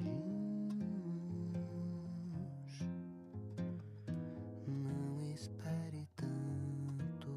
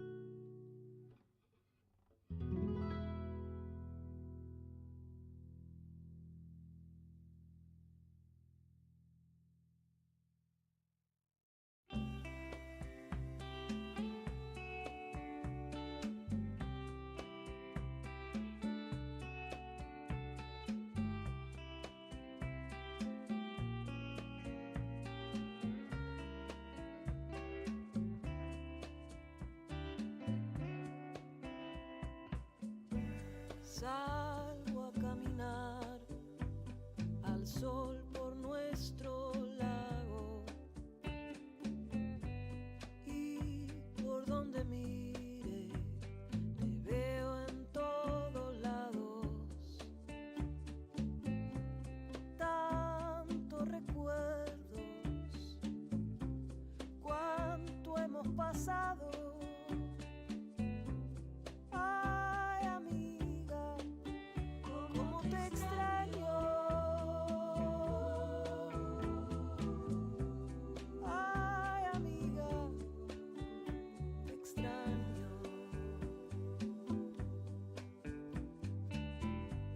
En nuestro universo todo era posible. Cantamos, reímos, bailamos y lloramos. Nuestra amistad nos hacía invencibles. Siento tu presencia cada día. Toda tu luz, tu magia y energía, para siempre serás parte de mi vida. Ay, amiga, cómo te extraño. Ay, amiga, te extraño. Este himno va por todas las veces que cantamos. Quiero que sepas que de ti nadie se ha olvidado. Dejaste mil semillas de amor en tantos lados. Ay, amiga, cómo te extraño. Ay, amiga, te extraño.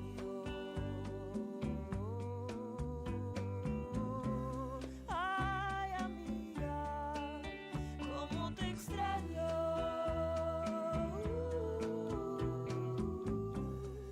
Ay, amiga, te extraño.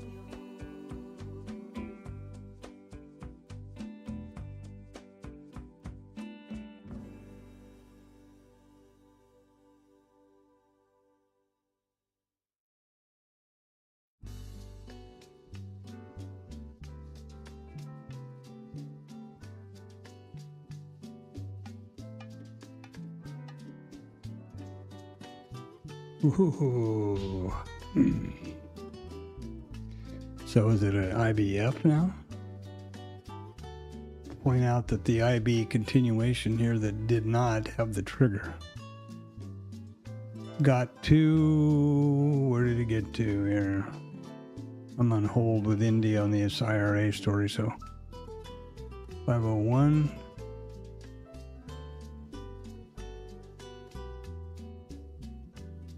$89. Boy, that would have been just close. That would have been close enough to really irritate me.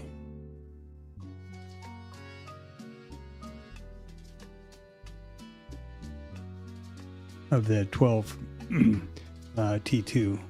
But there was no entry here that I can see. No trigger or test or any of that stuff. Just dropped through and took off. So nope.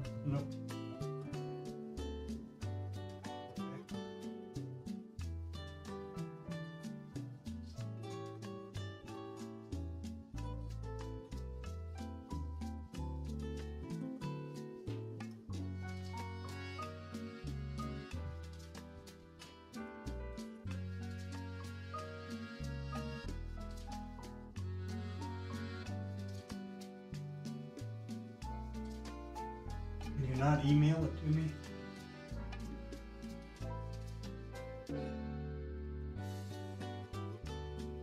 Yeah, right, but what I mean is when you have the tracking number, can you email it?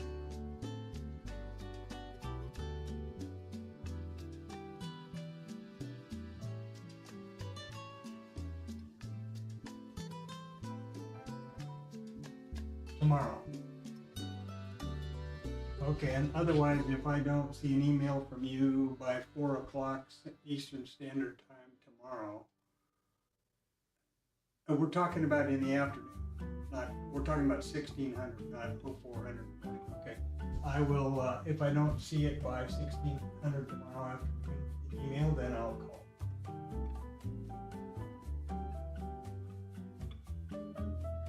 It's W.K. Collier.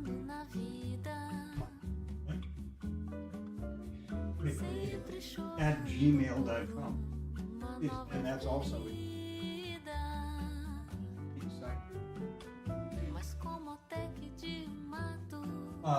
Okay. Okay, yeah, well, the work email is no longer good. Okay.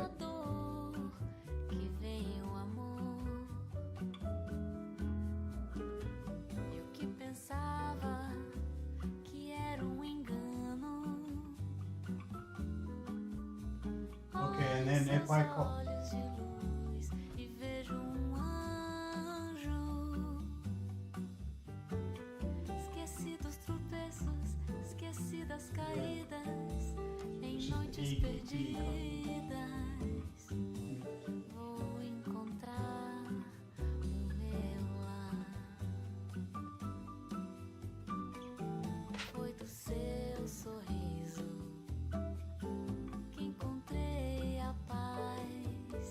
Okay. Alguém que preciso pra não olhar mais pra trás. Foi do seu sorriso que encontrei a paz. Alguém que preciso pra não olhar mais pra trás.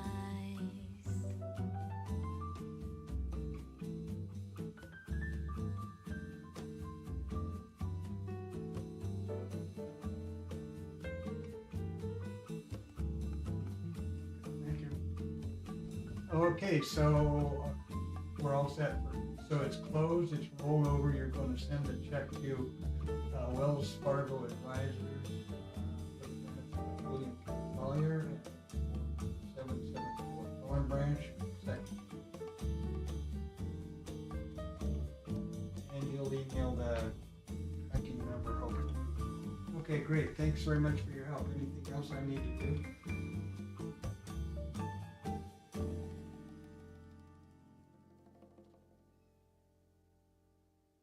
Well, the amount will be current balance, which is whatever it is, 107 something, 107, 278, 89 minus 65 bucks. Okay. Okay, thanks very much.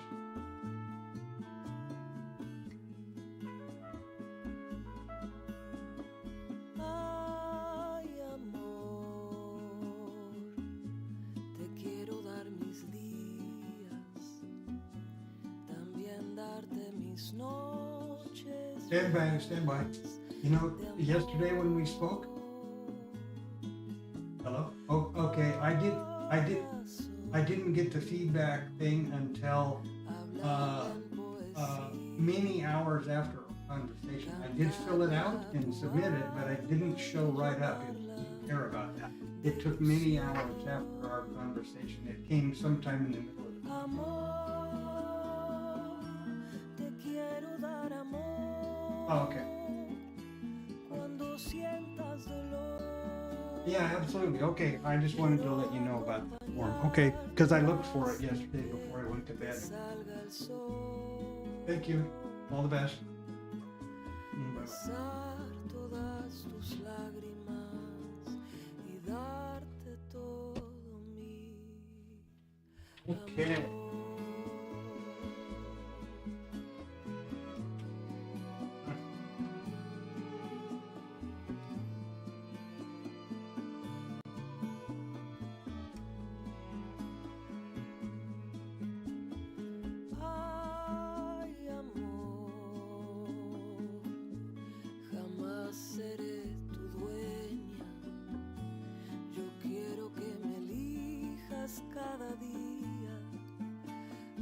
amor. Corazón, todo lo que viví fue para prepararme y reconocer tu amor. Amor, te quiero dar amor.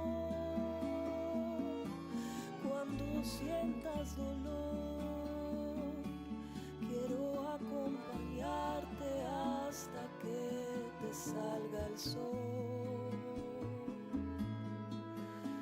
Besar todas tus lágrimas y darte todo mi amor.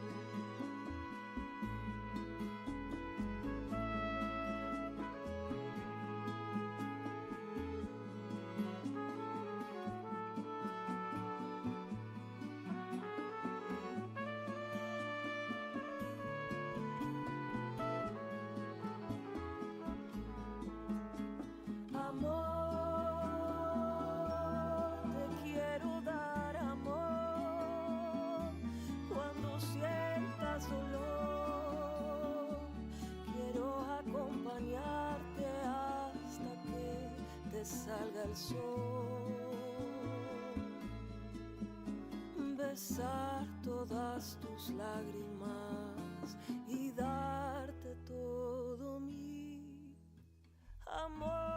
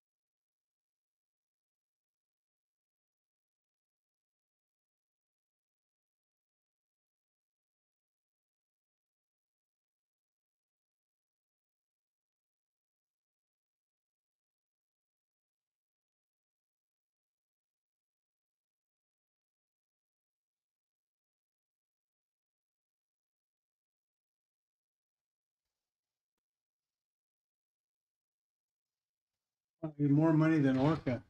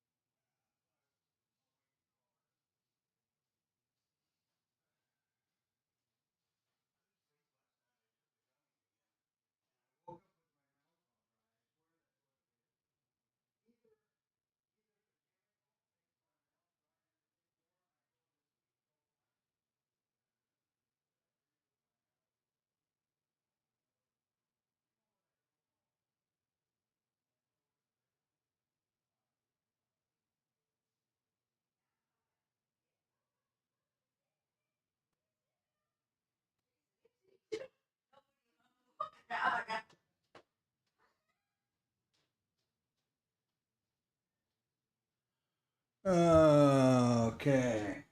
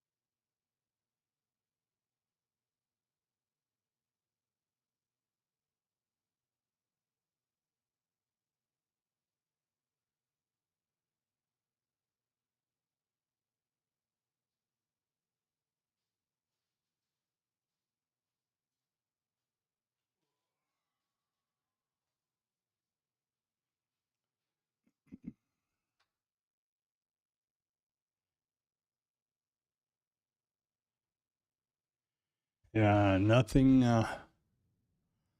nothing here for me. This is getting real boring. All right, I'm going to continue on with this other 401k and things like that, and then I'll touch back by the market.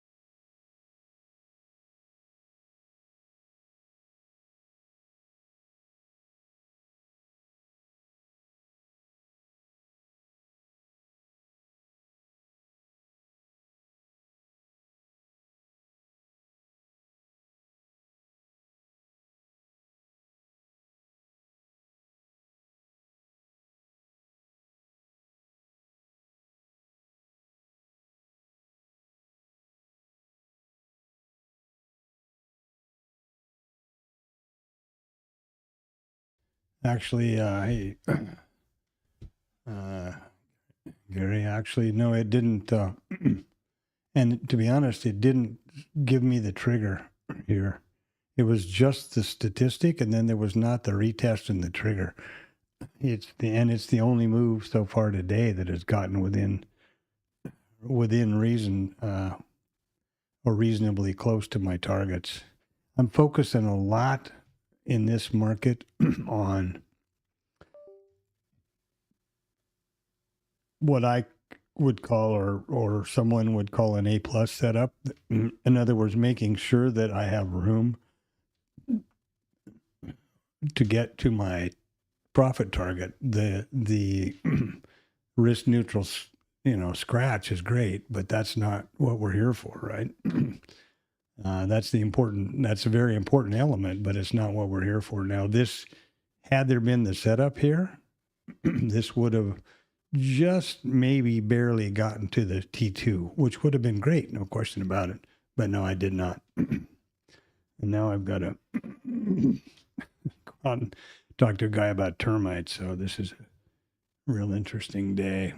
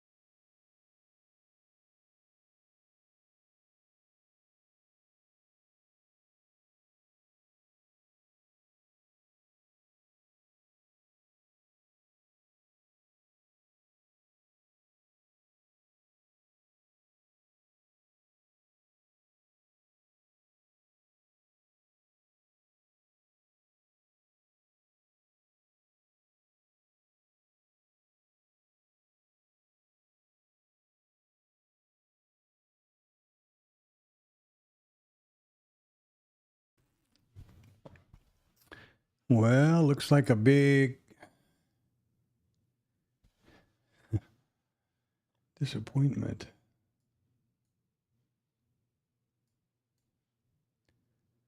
Pretty pretty classical Gaussian distribution here.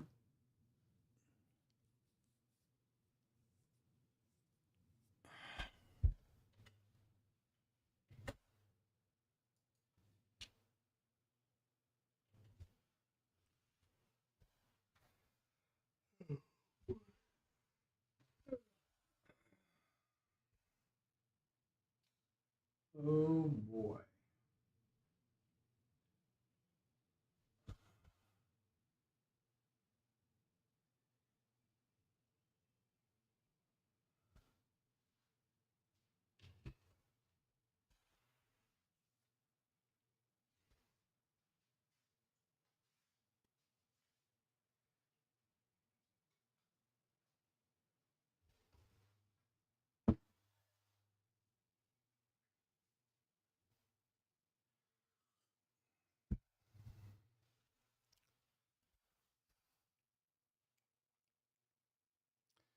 Still haven't taken out that ETH high yet at 75. Well, I guess that might be next on the list.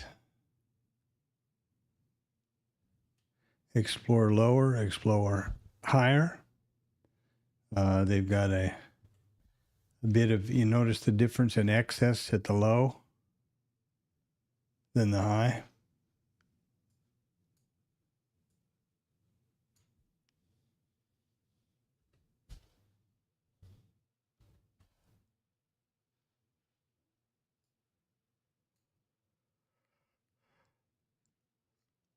That means that's indicative of the auction needing to be finished to the upside.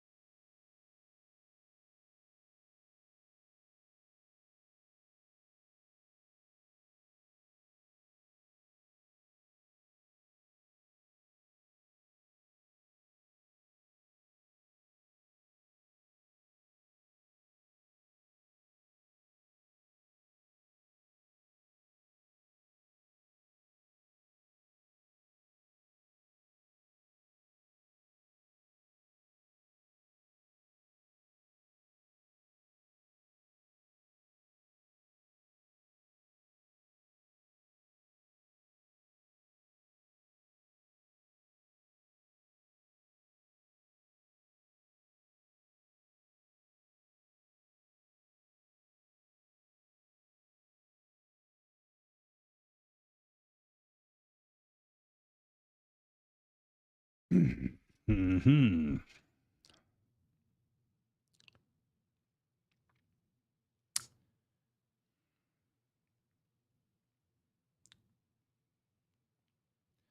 Well, not a lot to say here, I guess.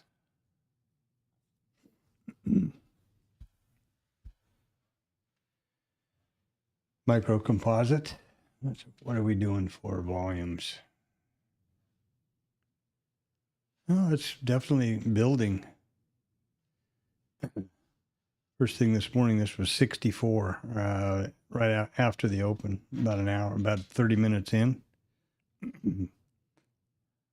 So we're getting up to a normal volume here. ATR is down at 2.25.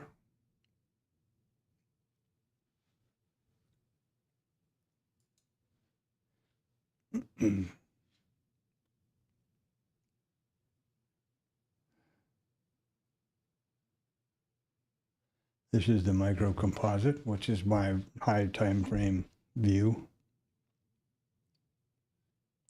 This is RTH section and daily bars or candles, whatever you want to call them. Whatever price overlaps. I pull a volume profile there, which generates the high and low volume nodes represented by these green and red lines. See that? And the low volume. Those high and low volume areas push to bookmap. And it also generates an MCVPOC.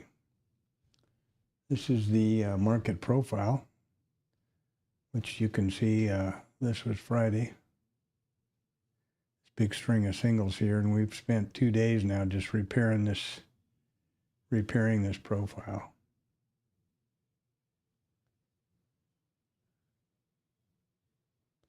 It looks, you get a much better perspective of what kind of trade day this was on Friday by looking, rather than looking at the candlestick.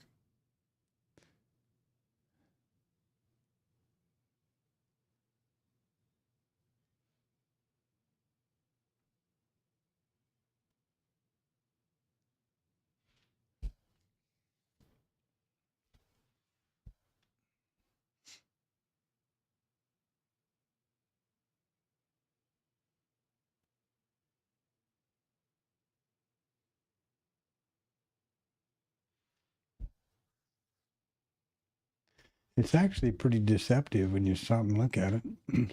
Look at how this daily candlestick ended up forming with a big selling tail. The body, it was a selling candle in that it started up here and it ended and it opened up here and it closed down here. But then there's the high and there's the low. But and this was a gap up, right? But here's the part that is strange to me.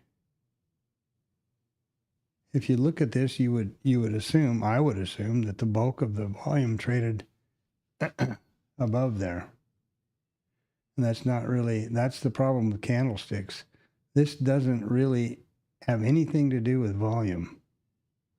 This has to do with open, high, low, and close only.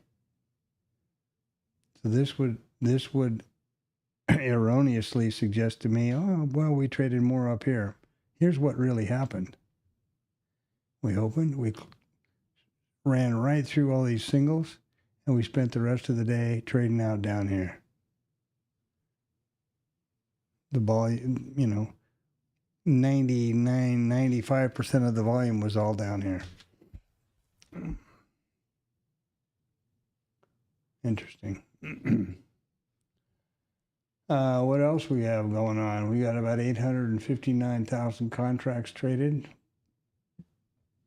0.16% positive.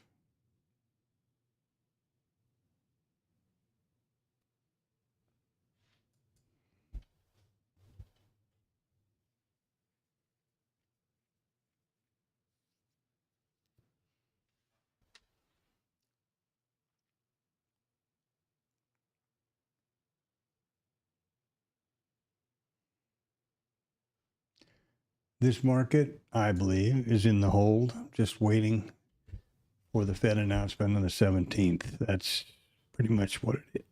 Pretty much what's up.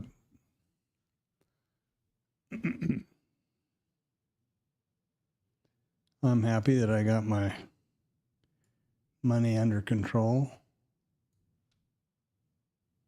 under my management instead of somebody else's.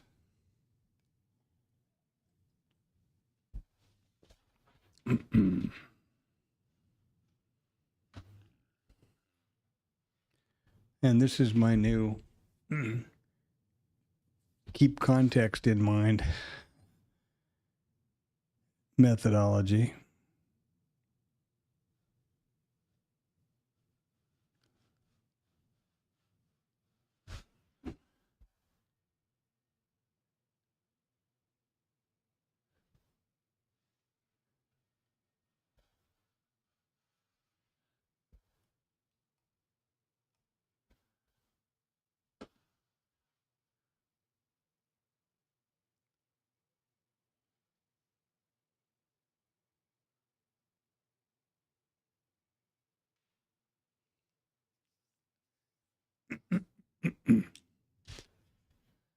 This blue line is just a visual cue for me, and I put it at the beginning of each session.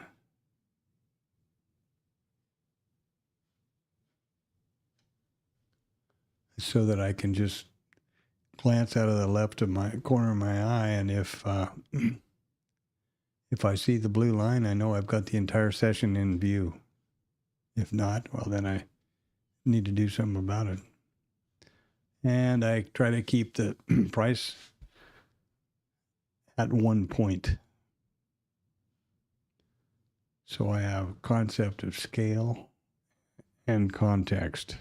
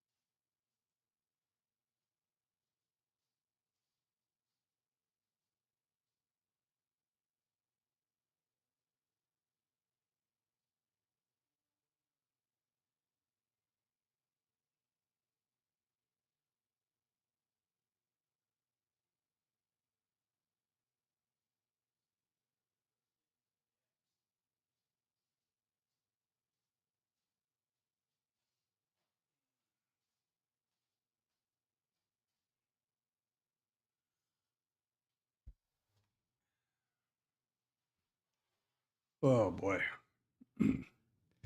Well, let's see now. This is just about as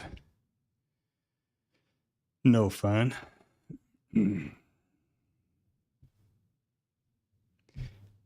I would suppose they're going to push this north to at least the overnight high. That would be my guess. Not a trade that I would take, but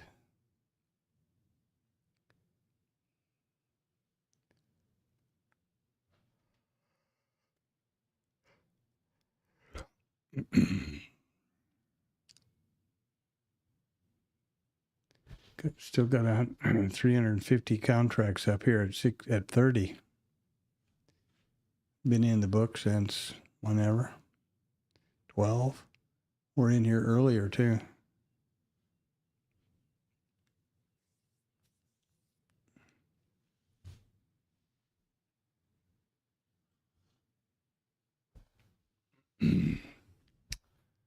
Boy, I'm glad I got all this stuff cleaned up here.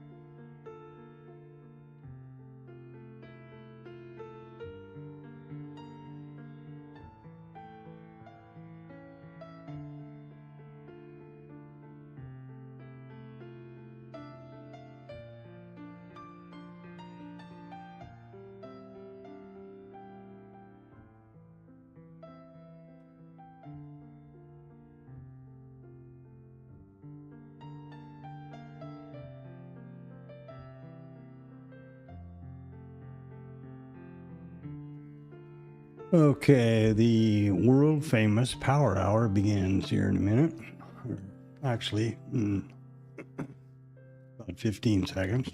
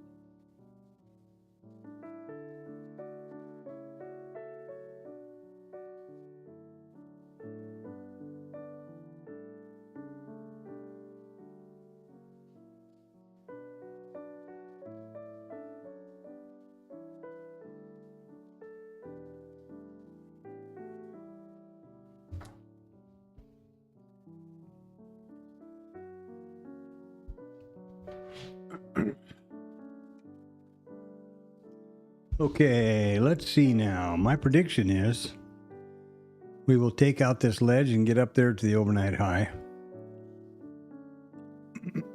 In kind of a flurry in this power hour. We did have a substantial amount of buying here, though, if you see that. Right here, and we didn't really get anywhere yet. So what's that mean? I don't know.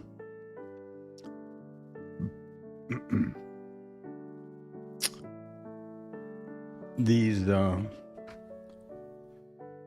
delta bubbles or balls or whatever you want to call them here are colored by delta. Their volume colored by delta. I can make them fancy if you want. Make them 3D here. There you go. Ooh, how pretty, huh? Now, pretty.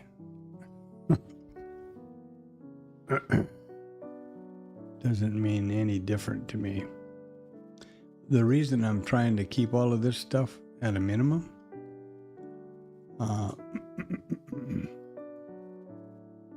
I don't,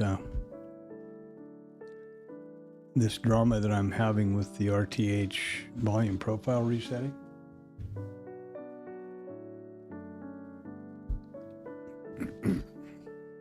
I've actually thought about adding another one. Maybe it's just this particular column has got something wrong with it. I don't know how that could be. I've got the memory usage set all the way up. I've got this thing on something here. I've got it set to use the best encoding device, whether it's the GPU or the CPU. Don't know. Don't know what to think. Kind of worried that it's just a function of the Intel and the DDR5 RAM. I don't know.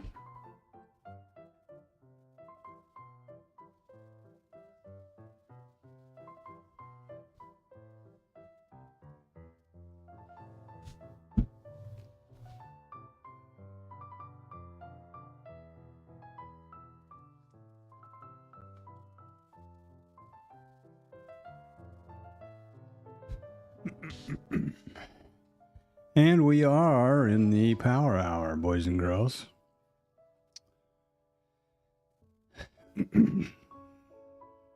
Whatever that means.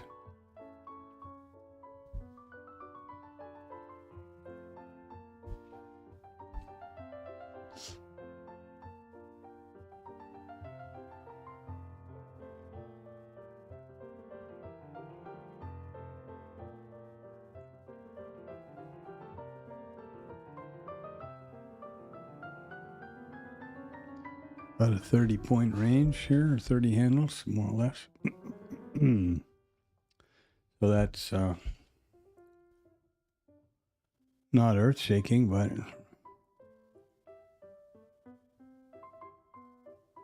you would certainly think there'd be some more upside here on these markets. Look at the NQ. It looks like something happened and cut the profile in half. That's pretty amazing, isn't it? There's the VPOC. There's the biggest volume, of course, because that's the VPOC. And here we are at the top. And then we have this big taper down here at the bottom. Pretty interesting.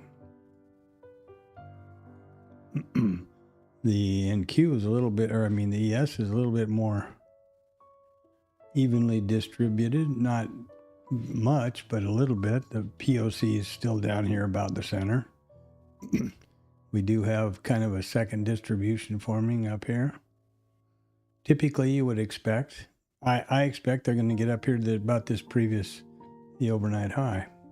Because that, if you stop and think about it, well, first of all, this gold line right here says where the profile would be balanced.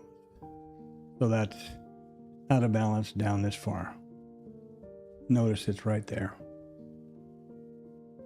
Here, up here. Same. It's just a function of this of IRT within IRT.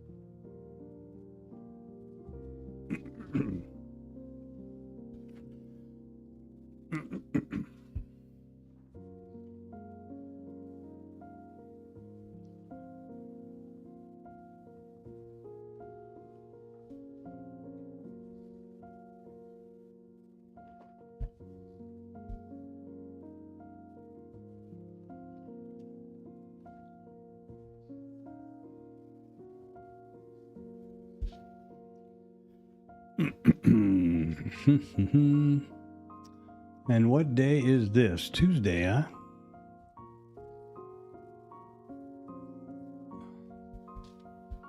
Or is it? Yep, sure is.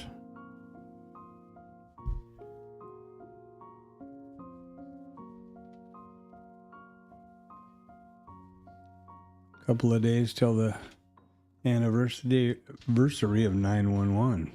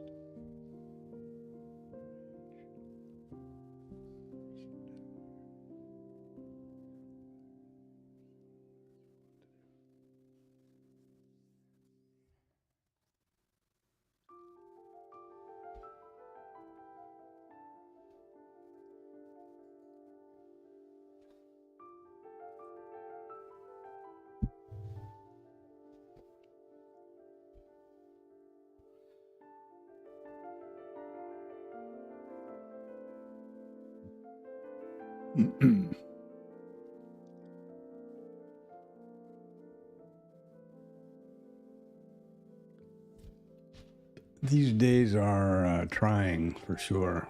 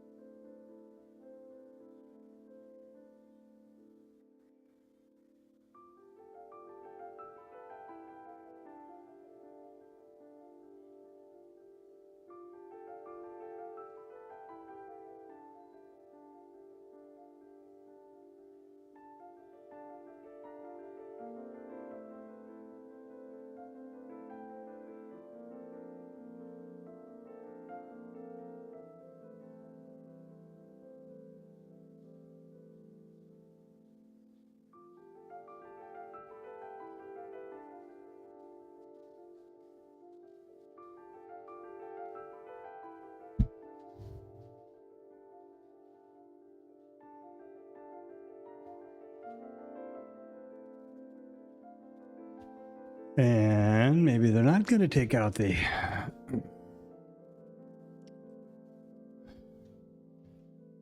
ETHI. These ledges always throw me for a loop. I'm never sure what to make of them.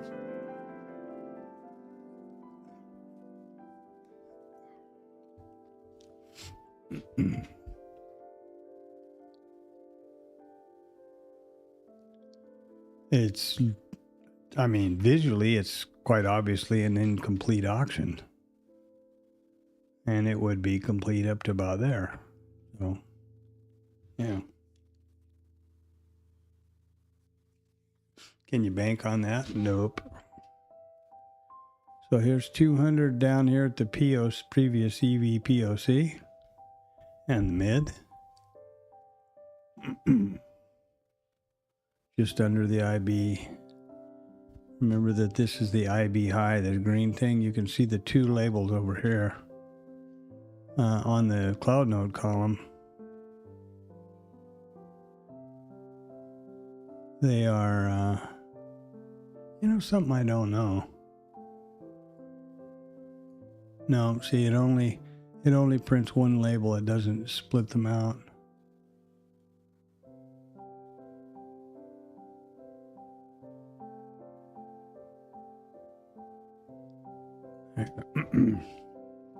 I was just thinking if perhaps it was a space, but this one splits out the labels with a bar in the middle.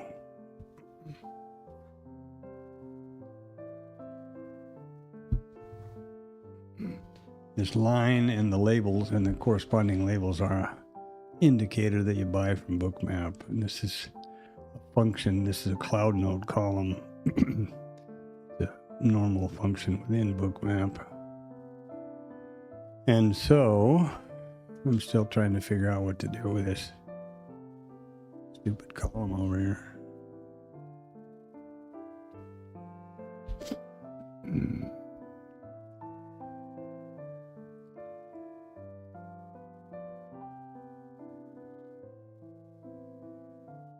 I wonder what would happen if I set that to reset 1 second before the open.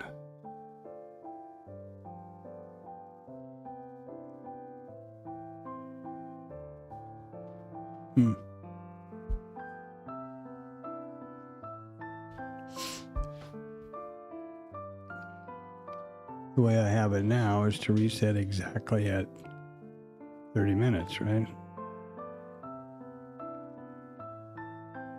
Maybe try the session start. See what we got here.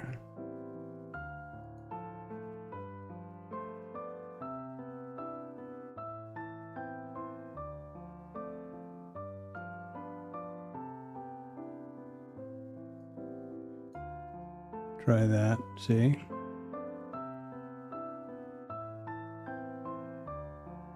I'm thinking what's going to happen is that this will also, well, maybe not.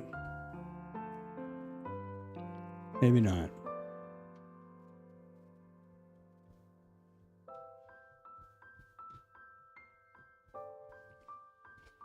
I was going to say maybe that it would restart at the ETH, but it should restart only at the time.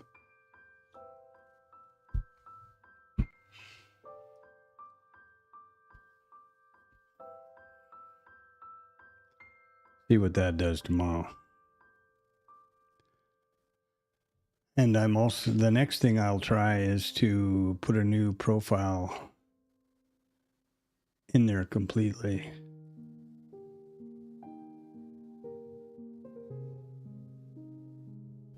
I don't know what this means. This little arrow and there's two up here. Season, session range, volume profile.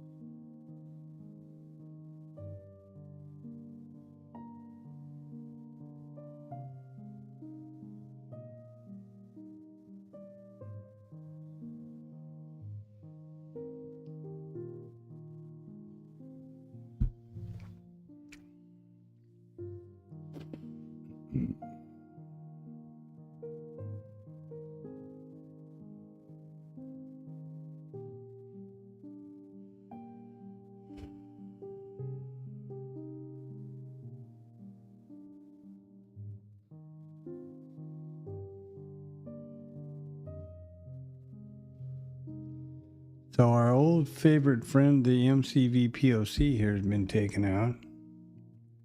And we'll have another one. We'll see what happens when we reset tonight at the ETH session open.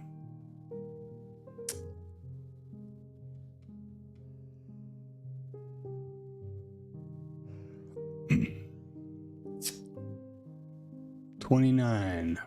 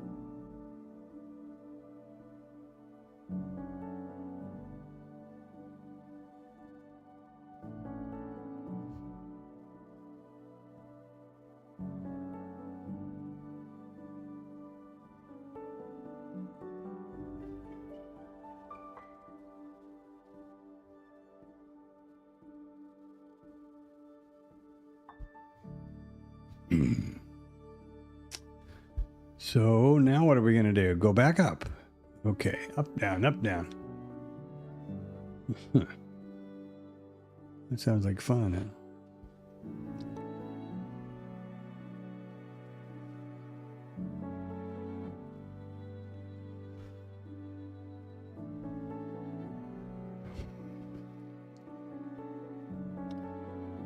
Well, we're approaching the bottom of the hour here, and then we'll be in the final round in the final curve and heading for the home stretch. Not much of a day today, that's for sure.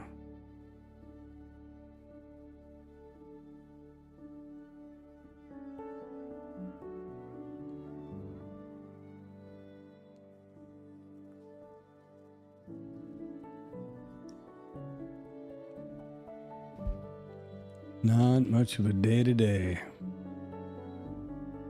Stream-wise, interesting price action, but under the circumstances where I'm working on only vetting these IB trades, opportunities are slim and none.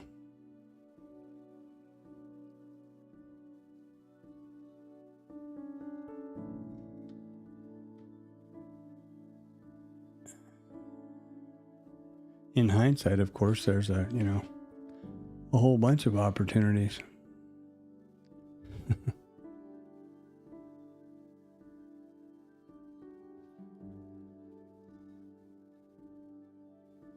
Got a lot of liquidity just piled above this ledge, don't we? Look at this. Boom. Look at the liquidity stacking in there. Again, like I mentioned earlier, does that mean a lid on the pot? Or does that mean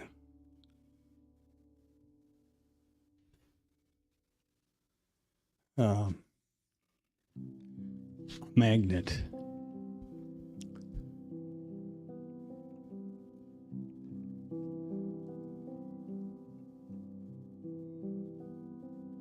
That's definitely supply.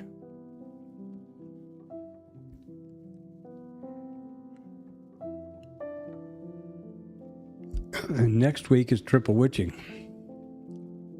Oof. Next week's going to be a big week. Triple witching, the Fed rate decision. I'm pretty sure it's next week. It's the third Friday in the month, I believe.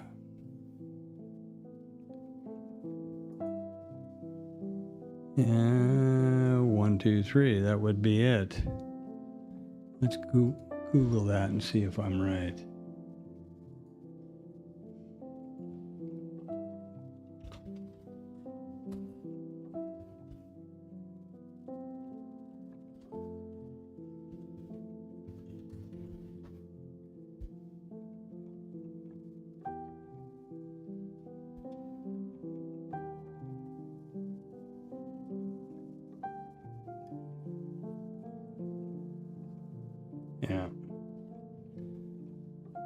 Yeah. 4 times a year is triple witching. There's no quad witching anymore because we don't have a stock option that we used to have, so it's just triple. Europe still does.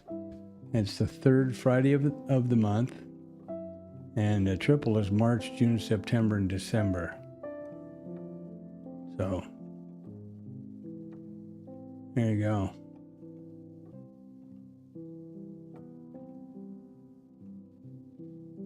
Mass expiration core event.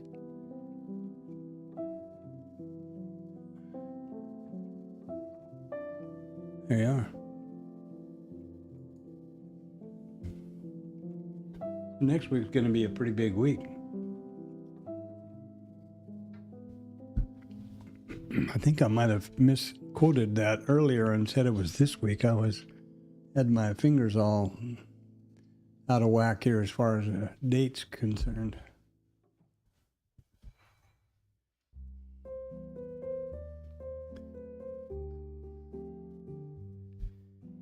Heading down to the bottom of the hour here. And are we going to get through that liquidity and across the hump? And up to the overnight high? Who knows? So now just imagine that you wanted to do for whatever reason,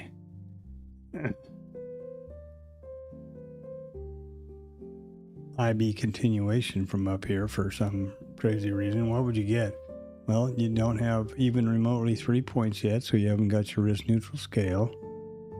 And you've got obstacles and liquidity all over the place. So it's a real low probability trade, in my opinion. And that certainly doesn't mean that it's not going to go ripping right up through here. But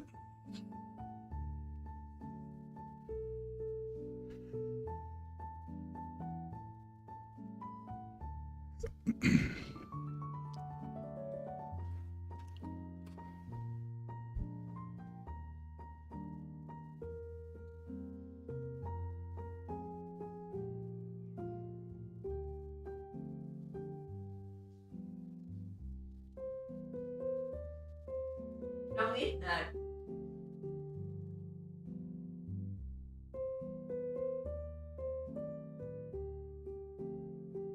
oh, it's for sure.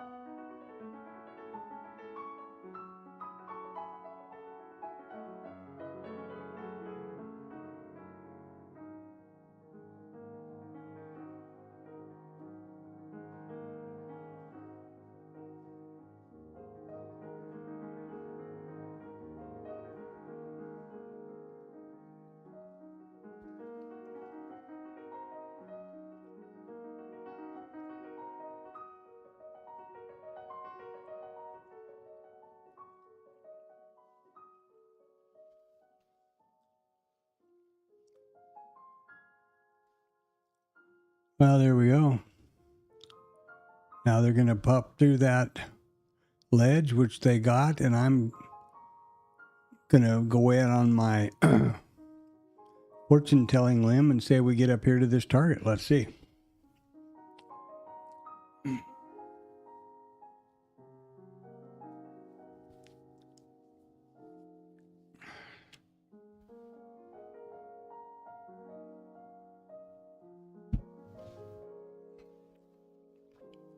Let's us see.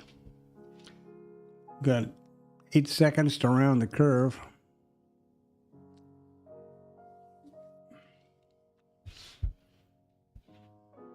It'll probably rip to the upside because I locked the 401k out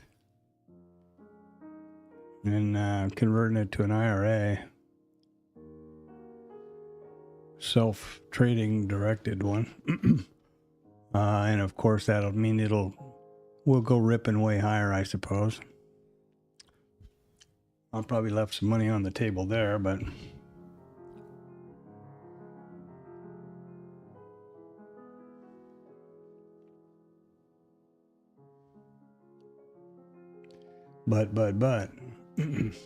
woulda, shoulda, coulda. Now we're getting some action built around here.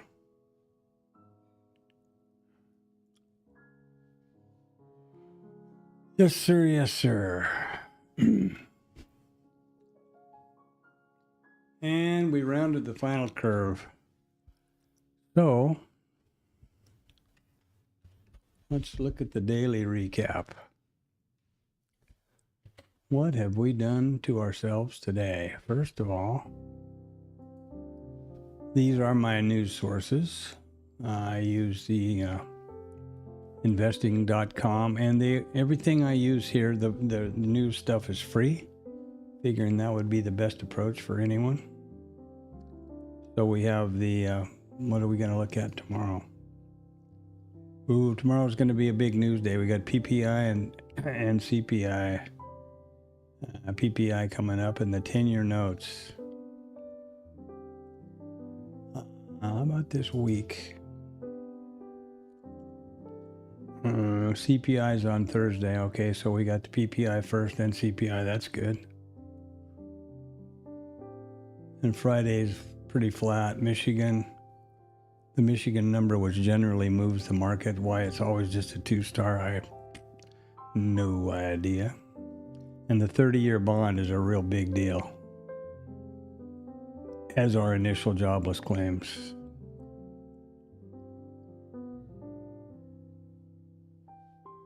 Again, this is investing.com, and it is free. There's no earnings. We looked at that earlier. Basically nothing. That's going to move the markets, particularly. Financial Juice is my other one, and I use it because it's got more of a squawk box ongoing commentary here on the right side. The left side is pretty much the exact same filtered calendar or docket content. Down here you see the PPI, down here CPI and all that. But this is the more or less of a squawk box idea. Pretty quick, we'll have the market on close orders at 1450, and they'll pop up over here. All right, then we'll get back to the volumes. Picking up, almost up to par here. ATR is flattening down.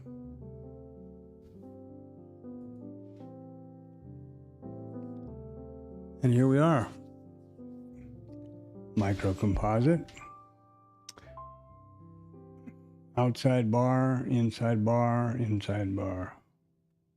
Coiling and in the wait, just in the hold, waiting for those, waiting for that. Well, there may be these numbers might jar it loose, but I think primarily waiting for the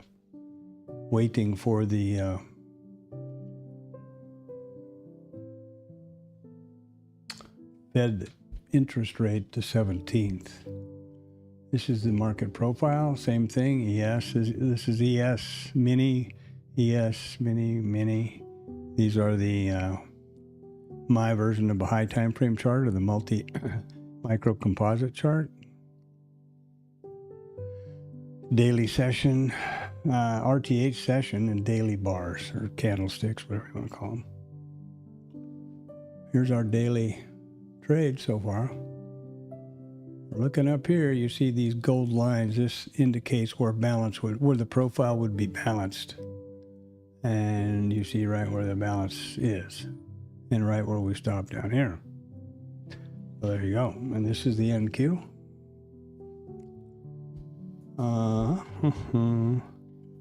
And our old friend, why did that do that? Oh, okay. Our old friend here, the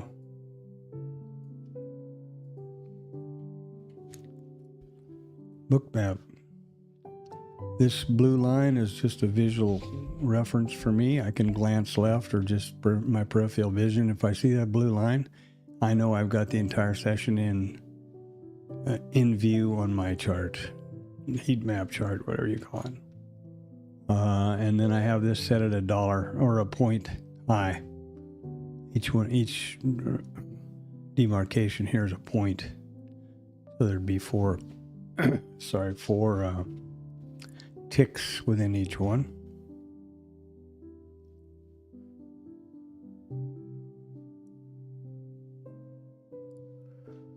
The micro composite, the high and low volume nodes, full session volume profile, RTH session volume profile, and my notes column, which is, I change the title to the column every morning before the open and input all of the statistics before the open.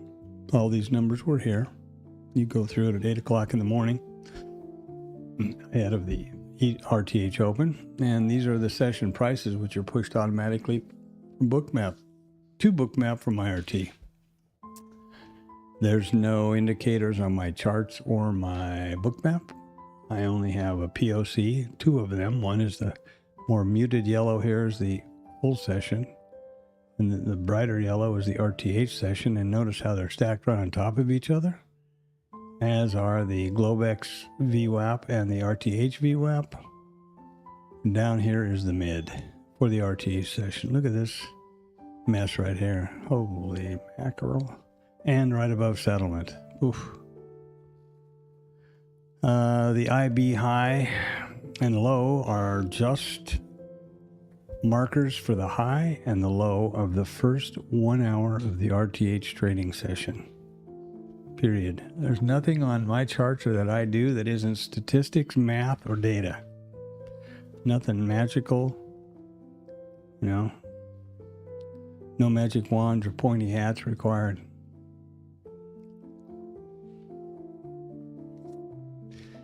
And we're going to hit that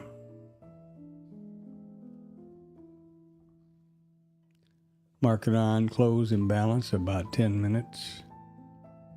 Now I close the stream off at 1500, which is the cash close every day. The reason it is so long is because I have a very strong commitment to not take any trades off the stream. So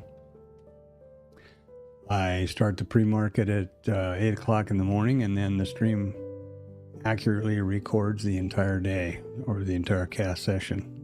And if you notice, the monitors here are being streamed, so you see the clock in hours, minutes, and seconds, and the date.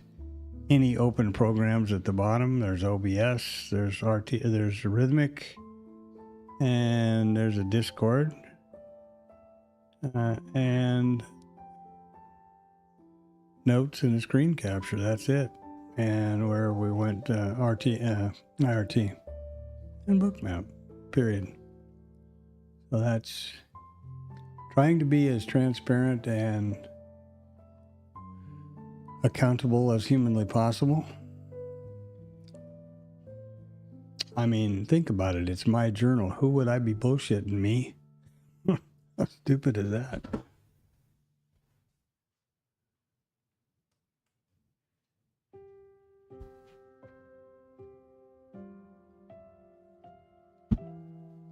That wouldn't have a lot of future in that approach, would it?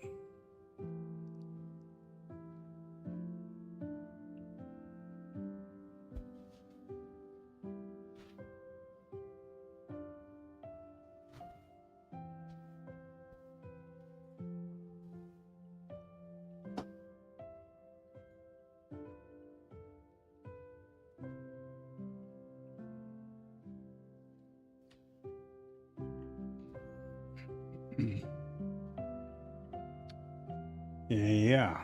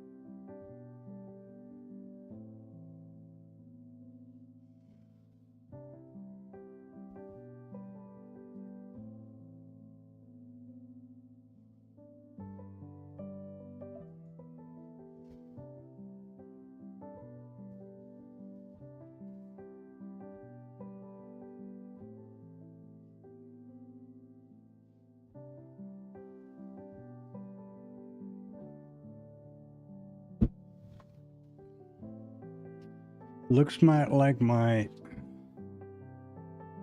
future as a fortune teller is not going to pan out very well. 8 minutes to the market on close and balance. Got some liquidity piling in there already. That's reminiscent of the old days. I don't change my settings here. And so you see how these liquidities are building, and in many days, this is just, black and vacant.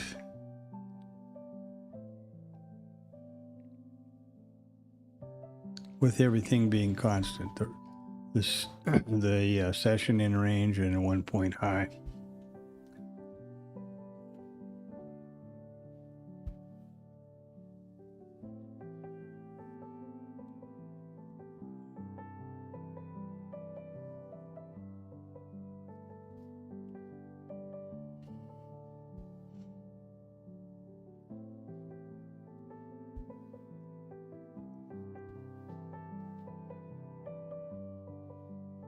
Lily's up 1.29%, it says.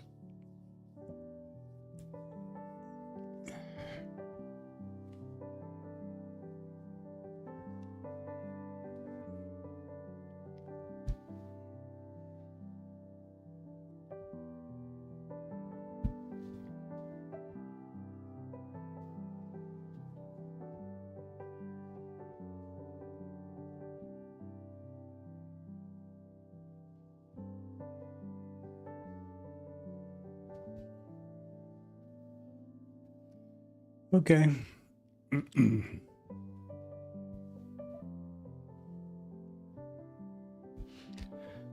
Okay. 6 minutes. Sometimes this is so fast, and then sometimes it's like watching the grass grow.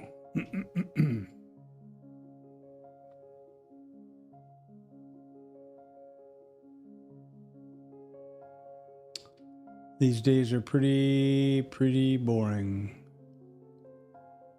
And in actuality, that's kind of the way trading is, I think. It's if you're really focused on just pre-identified and vetted setups and taking A+ stuff, it's not an adrenaline game. It's exactly the opposite of that. And there are bigger traders.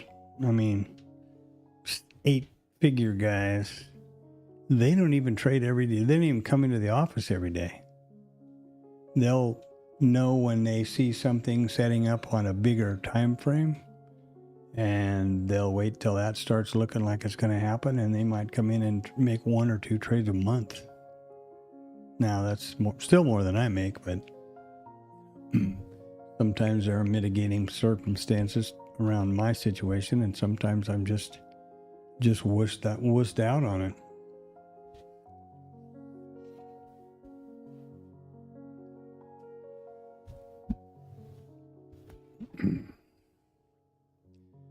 So let's see what happens now. Am I Canadian? Wish the hell I was a Canadian. To be honest with you.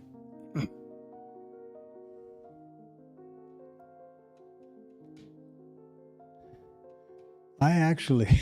oh well, never mind.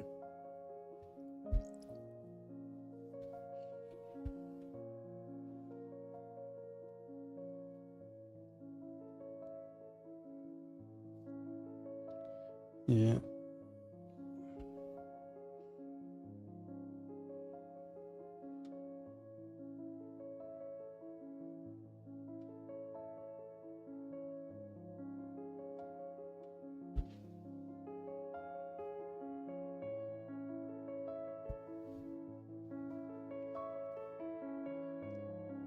Are we going to go? Are we going to go? And this would be an IB continuation right here, boy. Now, I don't consider them to be valid this time of day, but if you want to be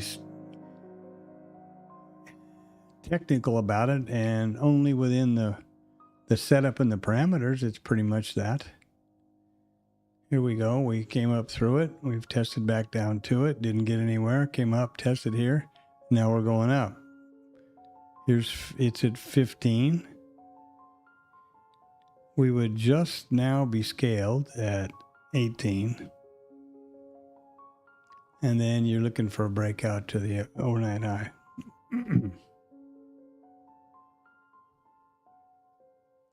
Not a high probability winner, I don't think, but if you look at how it's reacted from the low down here, if you got on down here someplace and you're still riding a runner, well, you're a pretty happy camper.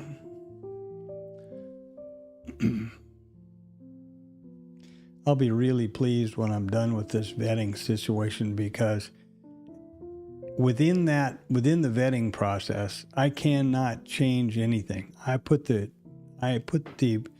trade on with the bracket setup, and I cannot touch anything, because if I did, then that particular trade could not be included in the data set used to vet the trade. Vetting a trade means you copy the data, you capture a large enough data set of the specific parameters and setup, and then determine statistically and mathematically, does it have a positive edge or an expectancy or not? Well, how can you possibly say out of 100 trades, I achieved T1 60% of the time, I achieved T2 85% of the time, I was stopped 10% of the time, and 5% of the time I had scratch. How can you possibly do that if T1, T2, and the stop aren't always the same amount of ticks? impossible. So there you go. Well, we've now had our VPOC migration up here to our previous RTH high, which is disappointing because now I have to go like this. And now we're going to take that overnight high, it looks like. On that VPOC migration, gave him some horsepower. Right, and migrated it right to the ledge. Isn't that funny?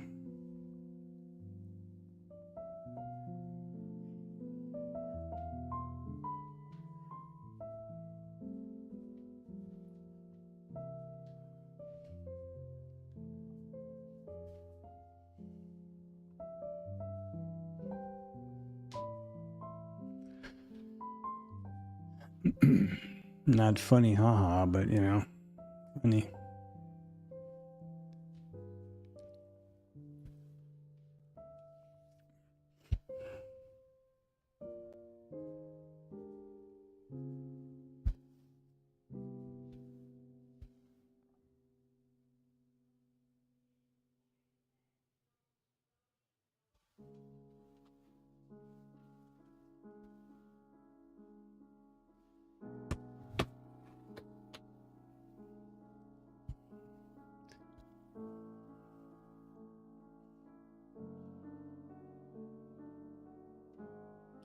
Well, so there's our our market on close orders. Not much of a bump there. I missed it completely. I was busy looking at something else. This is the market on close imbalance. So there's 985 million buy side S&P, 661 million buy side NASDAQ, 229 million buy side Dow, and 442 million buy side Mag 7. There you go. There you have it, boys and girls. And I will be honest with myself here. I have not really determined how the hell what impact that has. The other day we had 3 billion, 600 and some million sell side imbalance on the ES, and nothing happened. No real selling. I'm not sure how to interpret that, frankly. But it's something to look into, and now we're going to get up here and take this overnight high, sure as the world. Put some taper on the top. By golly.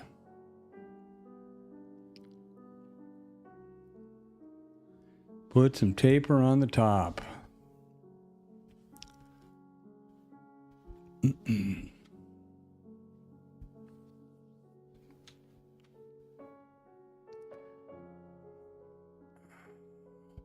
So the scale would have been here, and then you have some upside.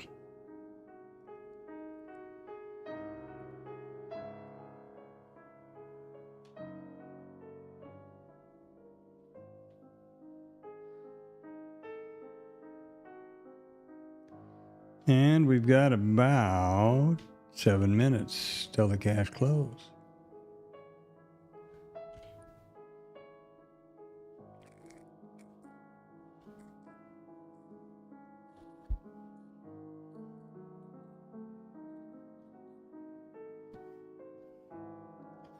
Every morning at 8 o'clock, pre-market setup, analysis of the overnight, what I think going to happen, what we can look forward to with opening trade. Here we go. Look at there. I'm a regular soothsayer, eh?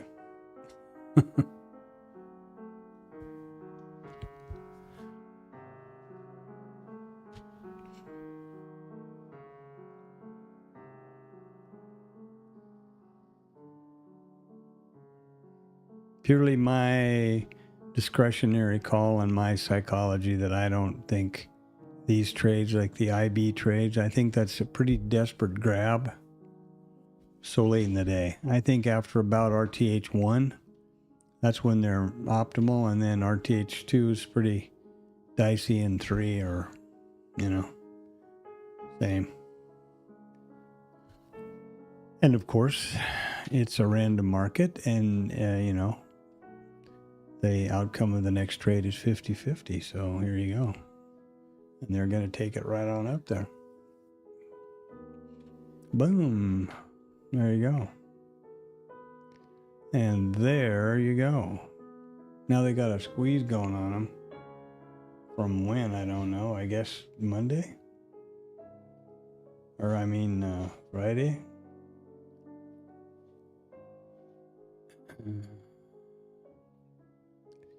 Don't know.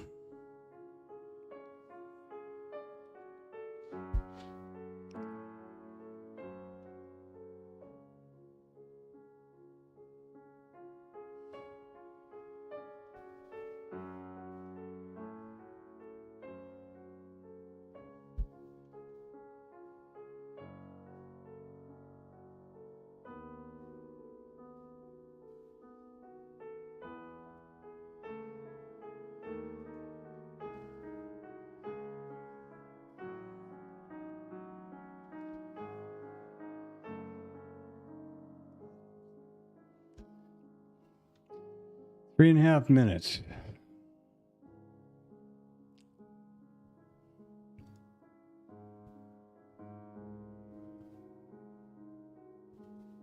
So it would not have gotten to the second target, assuming you were Johnny on the spot or Jill on the spot or trader on the spot with your entry at 15. You only got to 16. And 16 is not it. 26, that's only 10. Need to get to 28 for that second target. I've been really conscious of that, among other things, but that's also been real foremost in my mind, is getting my head around the realization that I am not putting account at risk or putting on risk for scratches for the T1, which is just risk neutral scratch. I'm putting on, and as I said a few minutes ago, I can't be trailing up my stop and, locking in profit and doing those kind of things because I'm in the vetting process and I want it over with. So there you go. And there you have it. And we have about 2 minutes and 10 seconds till the world famous Closer-Rooney. Tomorrow's going to be a big numbers day, and then Thursday's going to be the biggest.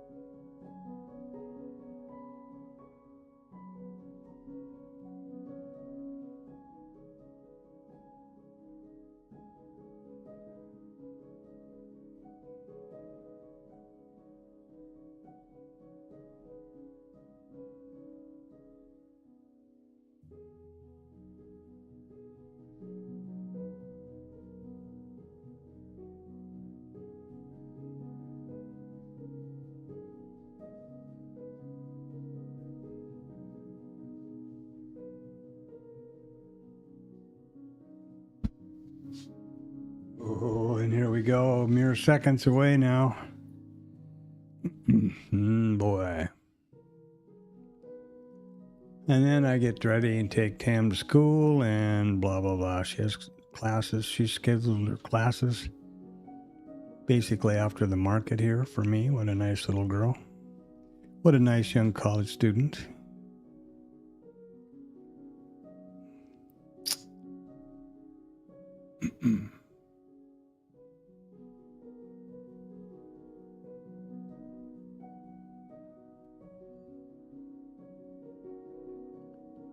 And 3 seconds.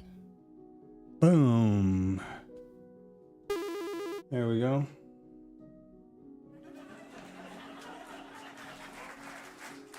I don't know if those are the right sound effects or not. I always forget about them on this thing here, but since I don't see anybody, a lot of people standing around here, I'm going to do that. Boy, the views have dropped way off. This is a boring week. I can see that much, from 50 down to 3. So there you go. Have a wonderful, wonderful day. Get out and do something for your health, your eyes, away from the screen. Remember that your mental state and your health is a huge component of your trading. Much more so than how many charts you've got and monitors and all that stuff. Me. I'll be back tomorrow at 800 with the pre-market and the entire shooting match before the market opens. So have a great night.